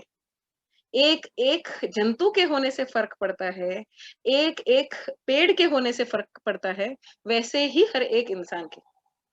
ये रियलाइज करने की बात है, ये पाने की, ढूंढने की, अचीव करने की बात नहीं है। ये सिर्फ आपके समझने की देर है। तो थोड़ा सा वक्त निकालें और काफी सरल तरीके से, जिस तरह से वेंकटेश जी काफी प्रभावी जिंदगी जी रहे हैं, वैसे हम सब जी सकते हैं। क्योंकि अगर हम हैं, तो मतलब हम समष्टि के लिए जरूरी है। वो क्या जरूरी काम कर रहे हैं, अपना अपना खुद डिस्कवर करना है और उसका आनंद लेना है। अब निधि जी के दूसरे प्रश्न की तरफ मुड़ते हैं। Venkatesh ji, Nidhi ji by the way one of the most youngest participant है इस जगह पे, तो बड़े खुले दिल से अपने सवाल पूछ ले रहे हैं।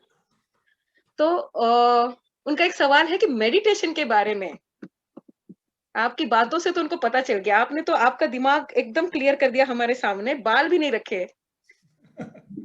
अब आपकी स्पिरिचुअलिटी भी जरा क्लियर कर दे हमें, कि जब आप कहते हैं कि आपने मेडिटेशन किया, तो उसके कौन से मंत्र पे मेडिटेशन किया, ये पार्ट्स को छोड़ भी दें, तब भी मेडिटेशन और हमारी सकारात्मकता, किस तरह से मेडिटेशन, नकारात्मकता का कोई भी व्यक्ति विशेष का अलग अलग कारण हो सकते हैं, फिर भी मेडिटेशन उसमें किस तरह एक कॉमन फ्रेंड बन सकता है, उस पे आपके क्या विचार? एक सन्यासी थे जो तकरीबन 100 साल तक जिए थे कांचीपुरम में। तो उन्होंने एक बात बताई थी कि जब हम किसी डॉक्टर के पास जाते हैं दवाई लेने किसी बीमारी के लिए, अगर हमारा फेथ को क्या बोलते हैं हिंदी में, अगर हम उस डॉक्टर की विश्वास ना करें, श्रद्धा, श्रद्धा, हाँ, अगर उस डॉक्टर में हमारा विश्वास न हो, श्रद्धा न हो, तो वो दवाई असर नहीं करेगी। क्योंकि हम समय पे दवाई नहीं लेंगे, उस डॉक्टर को मानेंगे नहीं, वो पूरा जो भी डॉक्टर बोलता है खाना है नहीं खाना, उसकी बात पूरी तरह से सुनेंगे नहीं। तो उसके वजह से अगर उस डॉक्टर पे हमारा भरोसा नहीं हो, तो उसके दवाइयों का असर भी नहीं होने वाला है मोस्ट ऑफ द टाइम, ज्यादातर। ठीक उसी प्रकार अगर हम मेडिटेशन में या किसी भी ऐसे साधन में विश्वास करें, तो उसका असर होगा। और विश्वास ऐसी चीज है जो बिल्कुल मेरे ख्याल से विश्वास तभी आता है जब हम किसी चीज को जानते ही नहीं और हम ये मान लेते हैं कि हम उसको नहीं जानते, लेकिन विश्वास करते हैं। मैंने जीपीएस का उदाहरण दिया। जब हम किसी बिल्कुल अनजान व्यक्ति से एक जगह के बारे में पूछते हैं, हो सकता है वो अनजान व्यक्ति एक खूनी हो, उसने 10-15 खून किए हो, पता नहीं हमें किससे पूछ रहे हैं, वो उसकी शक्ल ठीक लगती है, उससे पूछ लेते हैं रास्ता। लेकिन उसके एक अनजान व्यक्ति के निर्देश में हम थोड़ी दूर जाते हैं। ठीक उसी प्रकार चाहे मेडिटेशन हो, कुछ भी हो, योगा हो, कोई प्रार्थना हो, जो भी हो, पहले हम अपने आप से पूछें कि क्या मैं उसमें विश्वास कर सकता हूं या कर सकती हूं, क्योंकि मैं उसको पूरी तरह से जानता हूं या जानती नहीं हूं। और उसको आजमा कर देखें थोड़ा टाइम, हमारे ऊपर क्या प्रभाव पड़ रहा है, उसके बाद निर्णय लें। अगर वो हमारे लिए सफल होता है तो उसके साथ आगे बढ़े। अगर हमें किसी भी कारण से हमारे लिए काम नहीं करता तो कुछ और प्रयास करें। तो इसका कोई सीधा उत्तर नहीं है, सब मेरे ख्याल से it is very personal, it depends on उस पे हम कितना भरोसा करते हैं मेडिटेशन पे, या कोई भी चीज हो, स्पिरिचुअलिटी हो, कोई भी धर्म हो, उस पर हमारा कितना विश्वास डाल सकते हैं अंधा होकर, क्योंकि हम जानते नहीं उसके बारे में, या थोड़ा बहुत जानते, पूरी तरह से नहीं जानते। विश्वास डालें, देखें कि क्या फर्क पड़ता है, उसके हिसाब से अगला कदम उठाएं। जो एक बात आपके पहले वाले प्रेजेंटेशन से समझ में आई कि अगर थोड़ा सा मेडिटेशन किया जाए तो और कुछ हो न हो, बाकी के आवाज थोड़े शांत होते हैं। और जो आप कह रहे हैं ना कि इसका जवाब आपके अंदर से आएगा, उसको सुनने के लिए शायद जगह मिलती है, तब शायद हमें हमारी आवाज ज्यादा क्लियरली सुनाई दे। तो शायद अपनी आवाज सुनने में काम में आए। हो सकता है कि अपनी आवाज ये आए कि मेडिटेशन बंद करो, तो वो भी कर देना चाहिए। निधि, आपने देखा ना प्रेजेंटेशन में एक वो इमेज था जिसमें ब्रेन, जो दिमाग के दो पिक्चर थे। तो जब दिमाग शांत था, आपने देखा केमिकल रिएक्शंस बिल्कुल शून्य थे, बिल्कुल जीरो थे। तो आप प्रयास करें, कोई भी ऐसे सवालों का कोई सीधा जवाब तो होता नहीं है। कुछ लोगों के लिए कुछ चीजें काम आती हैं, कुछ लोगों के लिए अन्य चीजें काम आती हैं। आप अपना रास्ता ढूंढें, अलग अलग रास्ते थोड़ा बहुत आजमा कर देखें कौन सा रास्ता आपको अच्छा लगे, और उसके ऊपर आप ध्यान दें। यही मैं कहूँगा आपसे। जी, अभी एक और सवाल है। काफी लोगों ने ये कहा कि हमने जो बाकी के जवाब दिए उसमें उनके सवाल हल हो गए। सो अभी फिलहाल मेरे पास एक सवाल आया है, नया ताजा। नीता शेड़के जी ने पूछा है, तो मैं नीता शेड़के जी को चाहूंगी कि वो खुद अगर आके पूछना चाहें तो वो खुद स्क्रीन पे आ सकती हैं।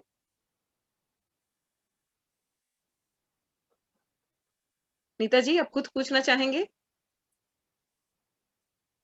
वरना उनका सवाल मैं तो सबके सामने है, फिर भी पढ़ देती हूँ कि ये कहा जाता है कि नेगेटिव एनर्जी और पॉजिटिव एनर्जी का प्रभाव इंसान पर पड़ता है। क्या ये सच है? इसके दो जवाब हैं। छोटा उत्तर, वो इंसान पे डिपेंड करता है, वो असर पड़ने देता है, प्रभाव पड़ने देता है कि या देती है कि नहीं। वो ये छोटा सा जवाब है। लंबा जवाब ये है कि वैज्ञानिक तरीके से ये साबित हो चुका है, और आप गूगल करके देख भी सकती हैं कि एक गिलास पानी में कुछ जापानी वैज्ञानिकों, साइंटिस्टों ने क्या किया, एक गिलास पानी में कुछ शक्कर डाला और एक धागा डाला, और उस गिलास पानी के सामने वेद पारायण वगैरह का उच्चारण किया, और जब क्रिस्टल्स निकले, उन क्रिस्टल्स का एक स्वाभाविक रूप से एक बहुत बड़ा सुंदर सा पैटर्न बना था। ओके, क्योंकि वो जो बोल थे, उस वेदा के जो उच्चारण थे, उसमें शायद कुछ साउंड वेव्स थे या पता नहीं क्या था, लेकिन उसका एक पॉजिटिव मैनिफेस्टेशन था उस धागे पे। चाहे कुरान हो, चाहे गीता, कुछ भी हो, समथिंग स्पिरिचुअल वाइब, है ना। सो लॉजिकल तौर पे पॉजिटिव एनर्जी का हमेशा परिणाम पॉजिटिव होता ही है।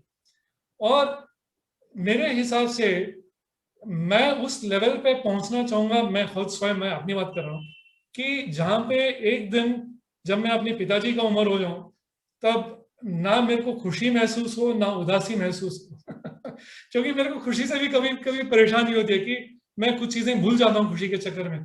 तो अगर हम ये अपने आप को अनुमति दें कि जो भी नेगेटिव एनर्जी है, वो उसका प्रभाव सिर्फ मेरे दिमाग के अंदर रहेगा, उस नेगेटिव एनर्जी के आधार पर मैं कोई कदम नहीं उठाऊंगी जिससे कि मेरे को या मेरे चारों ओर या मेरे वातावरण पे, मेरी दुनिया में कोई असर ना हो। मैं अपने आप को ये अनुमति देती हूँ या देता हूँ कि जो भी नेगेटिव एनर्जी है, उसके ऊपर मैं कोई एक्शन नहीं लूंगा, कोई कुछ करूंगा नहीं या करूंगी नहीं, उसको आके बहने दूंगा।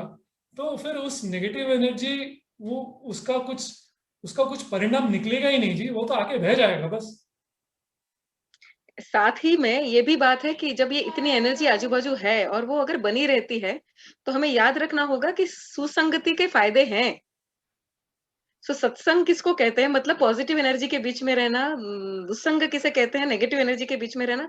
मतलब उस वातावरण को बदलने के लिए या उस वातावरण से हटने के लिए कुछ करना पड़े, तो वो भी उसकी भी अनुमति आप अपने आप को दे सकते हैं। मैं और कुछ कितना याद रहेगा, सब तो याद रहे सब पता नहीं, लेकिन ये बात आज आपसे ज़रूर सीखी हूँ वेंकी जी, अपने आप को अनुमति देना। इस एक शब्द में आप हमें सिखा रहे हैं कि हमें अपने आप को भी साक्षी भाव में देखना आ सकता है। हमारा अपने आप के साथ भी एक नाता है।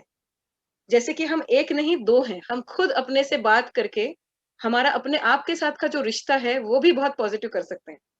तो इस जवाब में मुझे ये याद दिला दिया कि एक नल के ऊपर आजू-बाजू से बहुत पानी गिरेगा तो प्रभाव पड़ रहा है, लेकिन जो नल खुद पानी दे रहा है, उसके अंदर पानी भरना मुश्किल है। तो जो खुद पॉजिटिविटी छोड़ रहा है सब पे, उसको नेगेटिविटी आना बहुत मुश्किल है, क्योंकि वो तो देने में लगा हुआ है आनंद, तो उसकी तरफ निराशा का आना के लिए अपने आप एक बफर होता है कई बार। पता नहीं कि हम जैसे आपने कहा हर एक की अपनी चॉइस होती है। मैं तो हमेशा एनर्जी से भरपूर रहना चाहूँगी, पॉजिटिव ही पॉजिटिव, और जिस दिन सब भूल जाऊँ तब भी मुझे तो बड़ी खुशी होगी, सब बाकी सब भूल जाऊँ तो भी कोई प्रॉब्लम नहीं। ये अपनी-अपनी राह है, लेकिन अपने आप को अनुमति देना ज़रूर याद रखें। जो भी करें वो याद से खुद तय करके कर सकते हैं, आपका अपने पे बस चलता है। चाहे ज़िंदगी पे चले न चले, दुनिया पे चले न चले, जो अपने ऊपर बस चलता है उसका पूरा प्रयोग करें। मुग्धा जी, एक और चीज है यहाँ पे। जी। मैंने भागना शुरू किया 47 साल की उम्र में, 47 में। तब तक मेरा फिजिकल एक्टिविटी 0 था, और मैंने ये अनुभव किया है कि ठीक उसी प्रकार जैसे हम अपने शरीर को ट्रेन करते हैं भागने के लिए, और मेरे आई हैव फ्लैट फीट, मेरे पाँव एकदम फ्लैट है। मेरे को फिजियोथेरेपिस्ट ने बोला कि इस उम्र में मत भाग, तेरे पाँव टूट जाएंगे। मैंने कहा तुम्हारी ऐसी की तैसी मैं भाग के दिखाऊंगा तुमको, और 18 किलोमीटर तक भागा हूं नॉन स्टॉप। खैर, तो जिस हिसाब से मैंने ये अनुभव किया कि जिस हिसाब से हम अपने शरीर को ट्रेन कर सकते हैं किसी भी उम्र में, ठीक उसी प्रकार ये बहुत जरूरी है कि हम अपने दिमाग को भी ट्रेन करें। समय लगता है, समय लगेगा, क्योंकि जो भी हम आज हैं, आज की तारीख में किसी भी उम्र पे हैं, वो हमारी परिस्थितियों और हमारे वातावरणों के वजह से हैं। उसके कारण हम आज हैं जो भी हैं। इसलिए हम अपने आप को अनुमति दें, और अपने जिस तरीके से हम अपने शरीर को स्पोर्ट के लिए, किसी भी चीज के लिए ट्रेन करते हैं, उसी तरह हम अपनी दिमाग की भी ट्रेनिंग में कुछ समय बिताएं, और अपने आप को अनुमति दें कि इसमें समय लगेगा, एकाएक कुछ होने वाला नहीं है। मैं अभी सिर्फ अपने अंतिम गोल के तकरीबन 5 या 10% आगे बढ़ता रहूंगा धीरे धीरे। अपने आप को अनुमति दें कि समय लगेगा, लगने दो, क्या जल्दी है, अभी जिंदगी बाकी है, लगने दो समय। अब एक सवाल जो निधि ने पूछा है, ये एश्योर करते हुए कि उनका लास्ट सवाल है, तो निधि आप खुद अपनी मीठी आवाज में ही पूछ लो। म्यूट पे हो निधि। हाँ। Hello sir. हेलो सर, हाँ, मुझे पूछना है कि आपके हिसाब से सुख की परिभाषा क्या है? मेरे लिए सुख है जब मैं अपने बच्चों के साथ होता हूँ, या जब मैं ऐसा महसूस करता हूँ कि जिंदगी में कोई प्रॉब्लम है ही नहीं।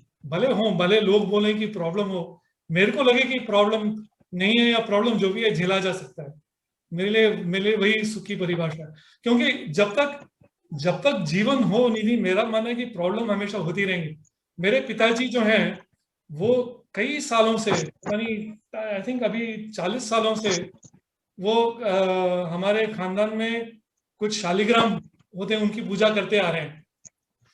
तो लगे रहते हैं, रोज पूजा करते हैं शालिग्राम के, तकरीबन रोज ही करते हैं। अभी तकरीबन 82 साल के हैं। तो मेरे को याद है काफी साल पहले मैंने उनसे पूछा कि भाई आज आपने क्या प्रे किया। तो एक दिन वो परेशान हो गए मेरे से, बोलते कि ऐसी बकवास मत किया कर, जब तक जिंदगी होगी, जब तक जिंदगी है तब तक परेशानियां होती रहेंगी। तो मेरे पिताजी कहते हैं कि वो हमेशा यही प्रार्थना करते हैं कि भगवान जो भी परेशानी आए जिंदगी में, मेरे को उनसे डट के सामने करने का साहस दो, उनकी यही प्रार्थना रहती है हमेशा। तो उसमें मेरे को बहुत बढ़िया सीख मिली, जिंदगी में बहुत लेट मिली मेरे को, खैर पर मेरे को यही सीख मिली कि सुख उसी में है जब हम सुख और दुख की नजरिए को थोड़ा सा बदलते हैं, और हम अपने आप को कहते हैं कि हम दुखी तभी महसूस करेंगे जब हम किसी विषय को दुख की तरफ से, दुख की नजरिया से देखते हैं।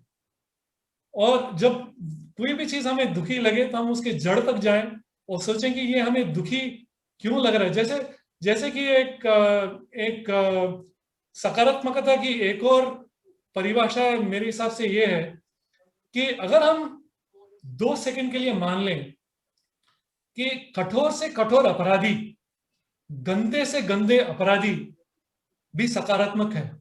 अब मैं बकवास नहीं कर रहा हूं। भले ही जमाने की आंखों में, भले ही कानून के आंखों में, समाज की आंखों में वो निर्दोषी है, वो एक कानूनी अपराधी है, उस अपराधी के दिमाग में, उसके मन के अंदर स्वयं वो कुछ सकारात्मक चाह रहा था या चाह रही थी, इसीलिए उसने वो अपराध किया। उसको खुशी चाहिए थी कहीं पे, उसको पैसा चाहिए था, कुछ खरीदना था, इसलिए उसने चोरी की। तो उस सुख पाने के लिए उसने कुछ गलत काम किया, है ना। तो सुख की परिभाषा अलग है अलग अलग लोगों के लिए। मैं सिर्फ इतना कहूंगा कि जब भी आप दुखी महसूस हो किसी भी कारणवश, आप जो भी कदम उठाएं अपने वश में उठाएं, अपने पूरे होशो आवाज में उठाएं, और फिर अपने आप को अनुमति दें। आप देखेंगे धीरे धीरे आपका सुख का जो कोशंट है वो धीरे धीरे बढ़ता जाता है। कभी कभी लोग आपको पागल भी बोलेंगे, मेरे को अक्सर बोलते हैं ये पागल पता नहीं क्यों हंस रहे हैं, यहाँ सब रो रहे। तो सुख सुख दुख सब अपने अंदर है। मेरा मानना है कि मैं एक दिन उस स्तर पे पहुंचना चाहूंगा जहां मैं ना सुख महसूस करूं ना दुख महसूस करूं, लेकिन उसमें बहुत समय लगेगा अभी। लेकिन अगर हम अपने आप के लिए कुछ कुछ गोल रखें कि मैं यहाँ यह महसूस करना चाहती हूँ, या जो भी मैं महसूस करूंगी या करूंगा, उसका जो परिणाम होगा वो मेरे वश में होगा। जो मैं महसूस करूंगा वो वातावरण पे डिपेंड करता है, मेरे चारों तरफ क्या होता है उस पर निर्भर है। लेकिन जो मैं कदम उठाऊंगी या उठाऊंगा, क्या वो मेरे वश में हो सकता है? फिर वो आप देखिए सुख अपने आप धीरे धीरे बढ़ने लगेगा। मुझे आपका पहला वाला पिक्चर बहुत याद आ गया इस टॉपिक पे, कि मगरमच्छ के मुंह में भी जा रहे हो तो भी ये माना जा सकता है कि वो हमारी माँ है जो हमें बाकियों से बचा के कहीं ले जाना चाहती है। तो कुछ देर तक मगरमच्छ में मुंह में भी गए हो तो भी अगर अपने आप को बचा के रखो तो बड़ी ममता के साथ कभी बाहर भी निकाल देने के चांसेस है। तो ये बड़ी अभी मगरमच्छ के मुंह से ज्यादा भयानक तो मेरी रियलिटी में जिंदगी में नहीं आया। तो अभी कभी मगरमच्छ के मुंह में जा रही हूँ ऐसा भी लगेगा ना, तो अगर मैं अपने आप को मगरमच्छ का बच्चा बना सकूं कि भैया हम भी तुम्हारे ही हैं समष्टि, ये परीक्षा लेनी है तो वैसे ही सही, इसमें भी कुछ भला होगा हमारा और सबका, तो इससे भी गुजर जाने देते हैं तो काम में आएगा ना। निधि, हाँ निधि आप क्या करते हो बेटा? What are you doing? मैं पढ़ाई करती हूँ सर। कौन सी कक्षा में हो बेटा? मेरा एमए कंप्लीट हुआ है। सॉरी? एमए कंप्लीट हुआ है sir. Very good very good, all the best आपको, बहुत बहुत शुभकामनाएं।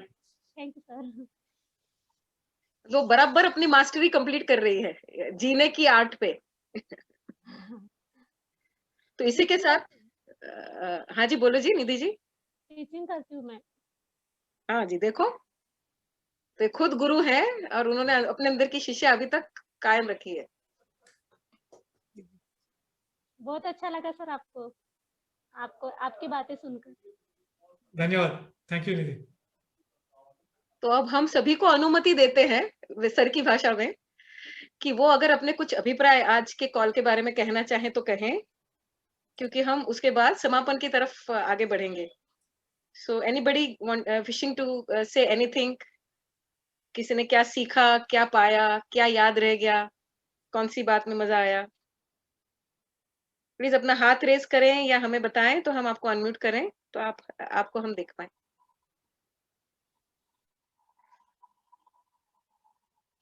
शिखा जी आपको तो हम देख ही पा रहे हैं, आप कुछ कहना चाहेंगे?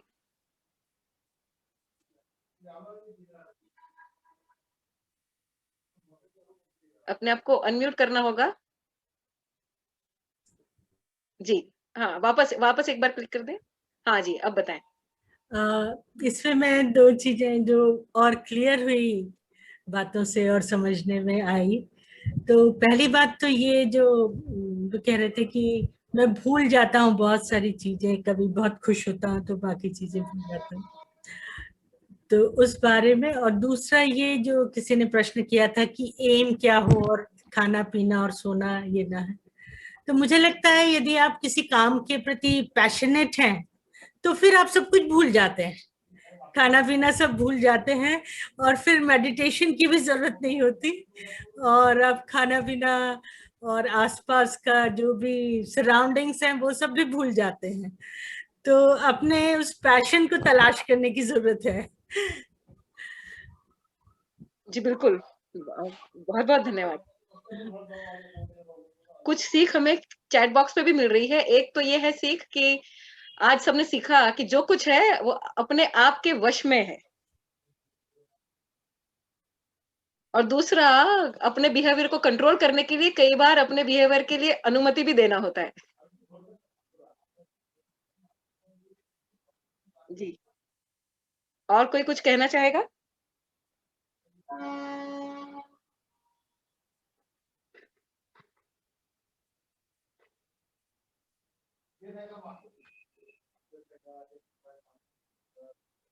ओके जी, तो फिर आज के इस अवसर पे मुझे बड़ी खुशी है कि हम 30 से आगे तो लोगों ने ज्वाइन किया ही, लेकिन आखिर तक हम 30 से आगे हैं। तो उनकी उपस्थिति ही मैं आपके सफलता का इंडिकेटर समझते हुए वेंकटेश जी एक बात कहना चाहती हूँ कि आज तो कस्तूरी ने उद्घाटन किया है जिंदगी के अलग-अलग विषयों पे जो ज्ञानी जन है, जो गुरुजन है, उनसे सीधे बात करने का। और जिसमें आज का ये सत्र पहला था, और इसको हमने रिकॉर्डिंग कर लिया है, और मैं सारे सहभागियों को भी कहना चाहूंगी कि रिकॉर्डिंग हमारे पास अवेलेबल रहेगा। कभी अगर आप समझते हैं कि आज का रिकॉर्डिंग आपको अपने लोगों में भी बांटना है, तो आप हमें लिखें, हम तुरंत इसकी लिंक आपको भेज देंगे। तो ये बात जानबूझ के हिंदी में की गई है। हमें जानते हैं कि यहाँ पे जितने लोग हैं उसमें काफी लोग इंग्लिश भी समझते हैं, लेकिन आगे हमें पूरे समाज में बांटने में आसानी हो, हर वर्ग में बांटने में आसानी हो, इसलिए इसको हिंदी में किया गया। तो आपकी हिंदी अच्छी खासी रही वेंकटेश जी, तो उसके लिए आपका विशेष धन्यवाद। और हम ऐसे आपको छोड़ने वाले नहीं हैं। आपने यहाँ पे जो कुछ भी कहा, इसकी रिकॉर्डिंग हम जिन किसी को सुनाएंगे, उन सभी को ये अधिकार देंगे कि अगर वो भी आपको ये रिकॉर्डिंग सुनने के बाद भी कोई प्रश्न करना चाहते हैं, तो हमारे द्वारा ये प्रश्न हम आप तक पहुंचाएं, और आपके द्वारा उनको उत्तर भी पहुंचा पाए। तो कोचिया ग्राम ये एक टूल है जिससे हम खुद अपनी जिंदगी के प्रश्नों को हासिल करके उस पर इम्प्लीमेंटेशन कर पाएंगे, लेकिन खुद वेंकटेश जी भी हमारे साथ रहेंगे। पहले ही शब्द में मैंने उनको अपना भाई बना लिया है, क्योंकि वो हम सबके भाई हैं, तो भाई तो हम छोड़ेंगे नहीं। तो आगे भी कोई प्रश्न हो तो प्लीज पूछ सकते हैं। उषा जी, आप कुछ कहना चाहेंगे? हाँ, एक सेकंड उषा, जब भाई बोलिए तो राखी के दिन गिफ्ट जरूर भेजना लोगों। हाँ बिल्कुल, हमारे प्रश्नों की गिफ्ट भेजेंगे आपको। ठीक है। और आप हमारी रक्षा करेंगे। बिल्कुल बिल्कुल जी। और एक प्रश्न आया है, how to do self evaluation. जी हाँ, एक सब प्रश्न ये भी आया है कि आप जो टूल कह रहे हैं उसका इस्तेमाल करते कैसे हैं। तो ये दोनों प्रश्न साथ में ले सकते हैं। वेंकटेश जी, आप जवाब देंगे कि मैं दूं? मैं तो ओके, ठीक है, मैं देता हूँ। सो टूल यूज करना बहुत बहुत सिंपल है। सेल्फ पहले सवाल का जवाब देता हूँ। तो शिल्पा जी, सेल्फ एवेल्युएशन के अनेक तरीके हैं, बहुत सारे जरिया है, बहुत सारे सॉफ्टवेयर उपलब्ध हैं दुनिया में, बहुत सारे मॉडल्स हैं, जैसे कि फॉर एग्जांपल डिस्क प्रोफाइल है, 16 MBT पर्सनैलिटी, बहुत सारे हैं। हमने जो किया है सेल्फ एवेल्युएशन के लिए कस्तूरी के साथ, वो एक बहुत ही प्रचलित और स्थापित टेक्निक है जिसको एनियाग्राम कहते हैं अंग्रेजी में, और हम लोग वही यूज करते हैं कस्तूरी के साथ। तो आप मुग्धा जी के संपर्क में रहें तो आप ये सेल्फ एवेल्युएशन टूल निशुल्क उपयोग कर सकते हैं। अगर आपको अन्य सॉफ्टवेयर चाहिए तो बथेरे हैं मार्केट में, डिस्क प्रोफाइल है, बेलबिन्स है, बहुत सारे हैं। नहीं, इनके वो भुलावे में मत आओ, उनको अपना काम कम करना है। हाँ, उनकी कहानी है। उनके इस कोचिया ग्राम का सबसे पहला इस्तेमाल मैंने खुद किया है, तो बाकी सब टूल्स की बात छोड़ो वेंकटेश जी। इनके इस टूल में एक खासियत है जो मैं आपके सामने लाना चाहती हूँ, और वो ये है कि हम जब कहते हैं कि हमें हमारे व्यक्तिमत्व की परीक्षा करनी है, तो वो सिर्फ टूल दे देते हैं, हमें सवाल नहीं देते। ये वो टूल है पहली बार जो ना सिर्फ हमें हमारी भाषा में मिलेगा, लेकिन वो जवाब देने के बाद हमें वो मूलभूत प्रश्न मिलेंगे जिन पे काम करने से हमारे जिंदगी के कई सवाल उत्तर अपने आप मिल जाए।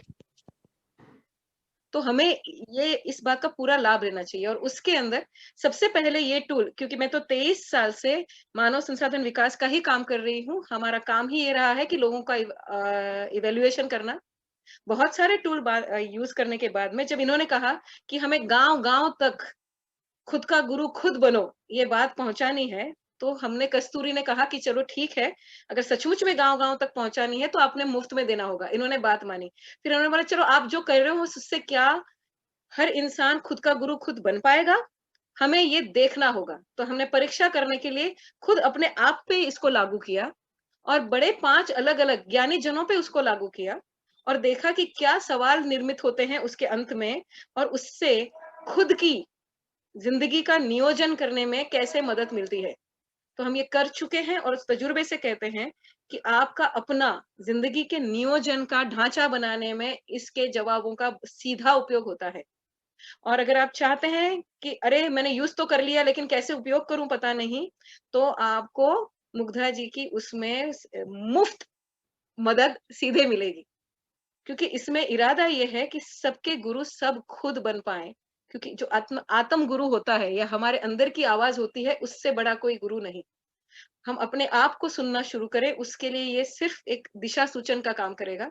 एक बार हमें अपने आप के साथ गुरु और शिष्य की रिश्ता बन जाए, तो जिंदगी में कभी अकेले नहीं पड़ेंगे, कभी खोएंगे नहीं, क्योंकि हमने अपने अंदर का गुरु खुद पा लिया होगा। और उसमें एक बार अगर हम आपको हेल्प कर देंगे, तो हम जानते हैं कि आप और 5 लोगों में इस बात को फैलाओगे, और जिस तरह से हम तजुर्बे की वजह से आपको मदद कर सकते हैं, वैसे ही आप अपने लोगों को भी अपने तजुर्बे की वजह से मदद कर पाओगे। ये लाखों और करोड़ों तक पहुंचना जरूरी है, क्योंकि परेशानियां काफियों के पास है।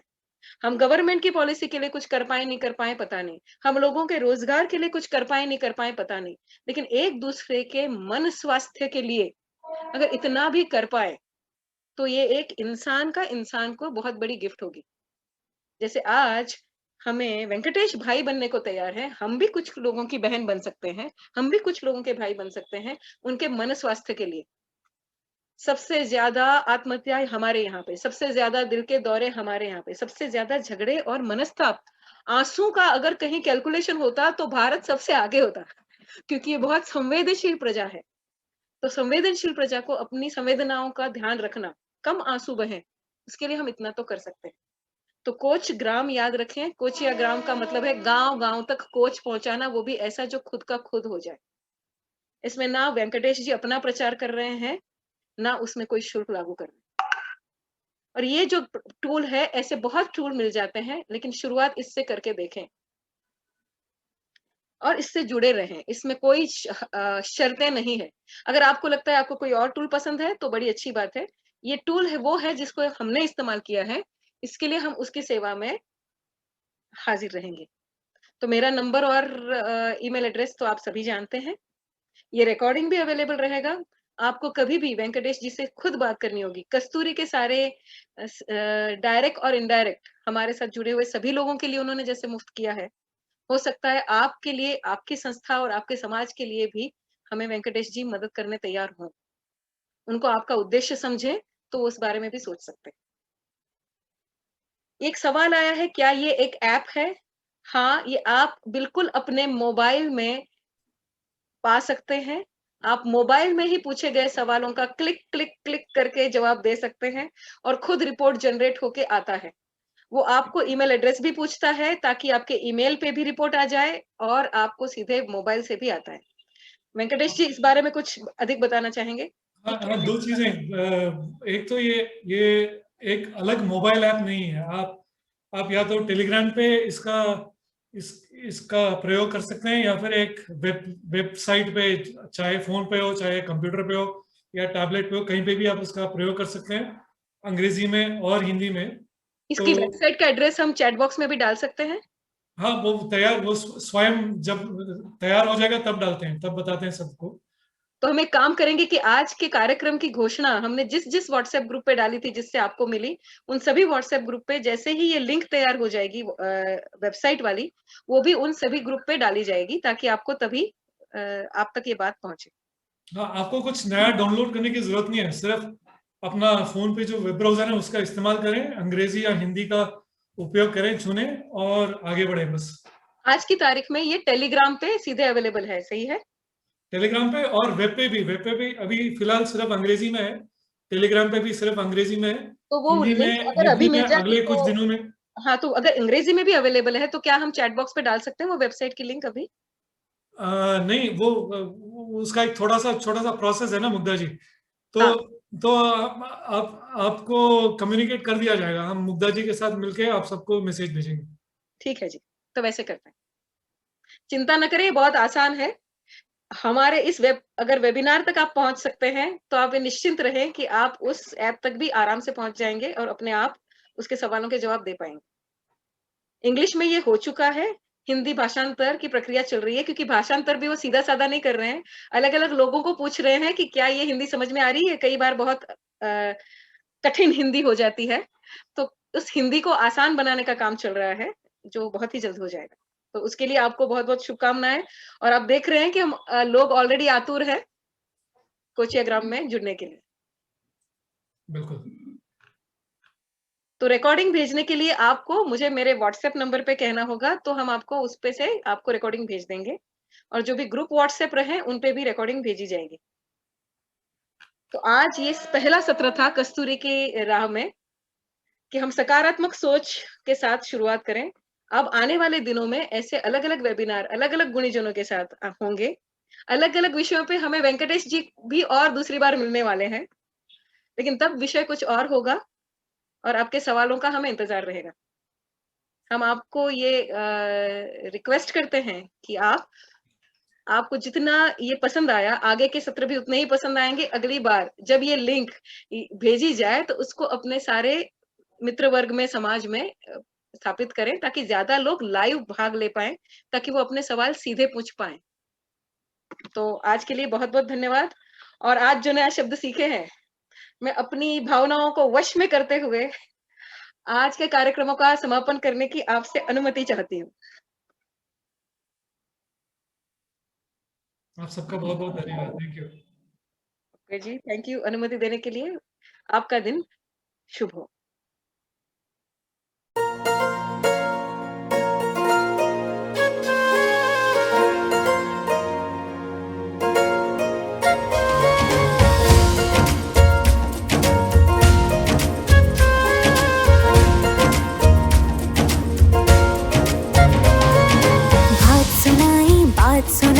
बात बड़ी है खास, तेरी मेरी कस्तूरी तेरे मेरे पास। ये कस्तूरी पाने के लिए, सारे जग में फैलाने के लिए। आओ कल्याणी, जाओ कल्याणी, जन जन कल्याणी, हर मन कल्याणी। तेरे मेरे तेरे इरादों की होगी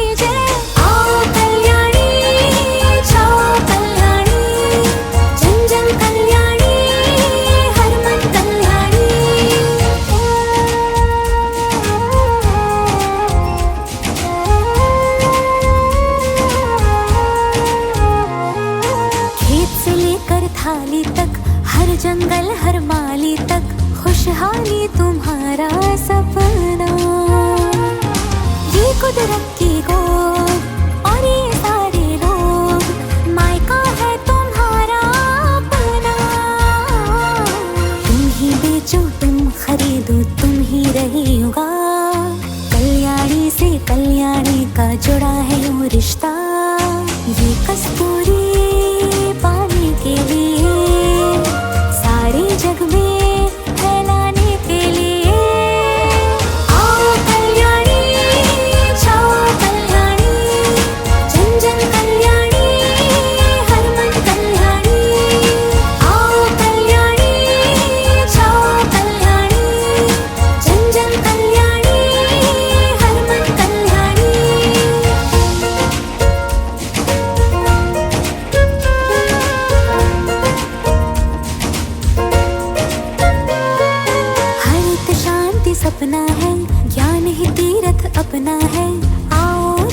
किस तीरथ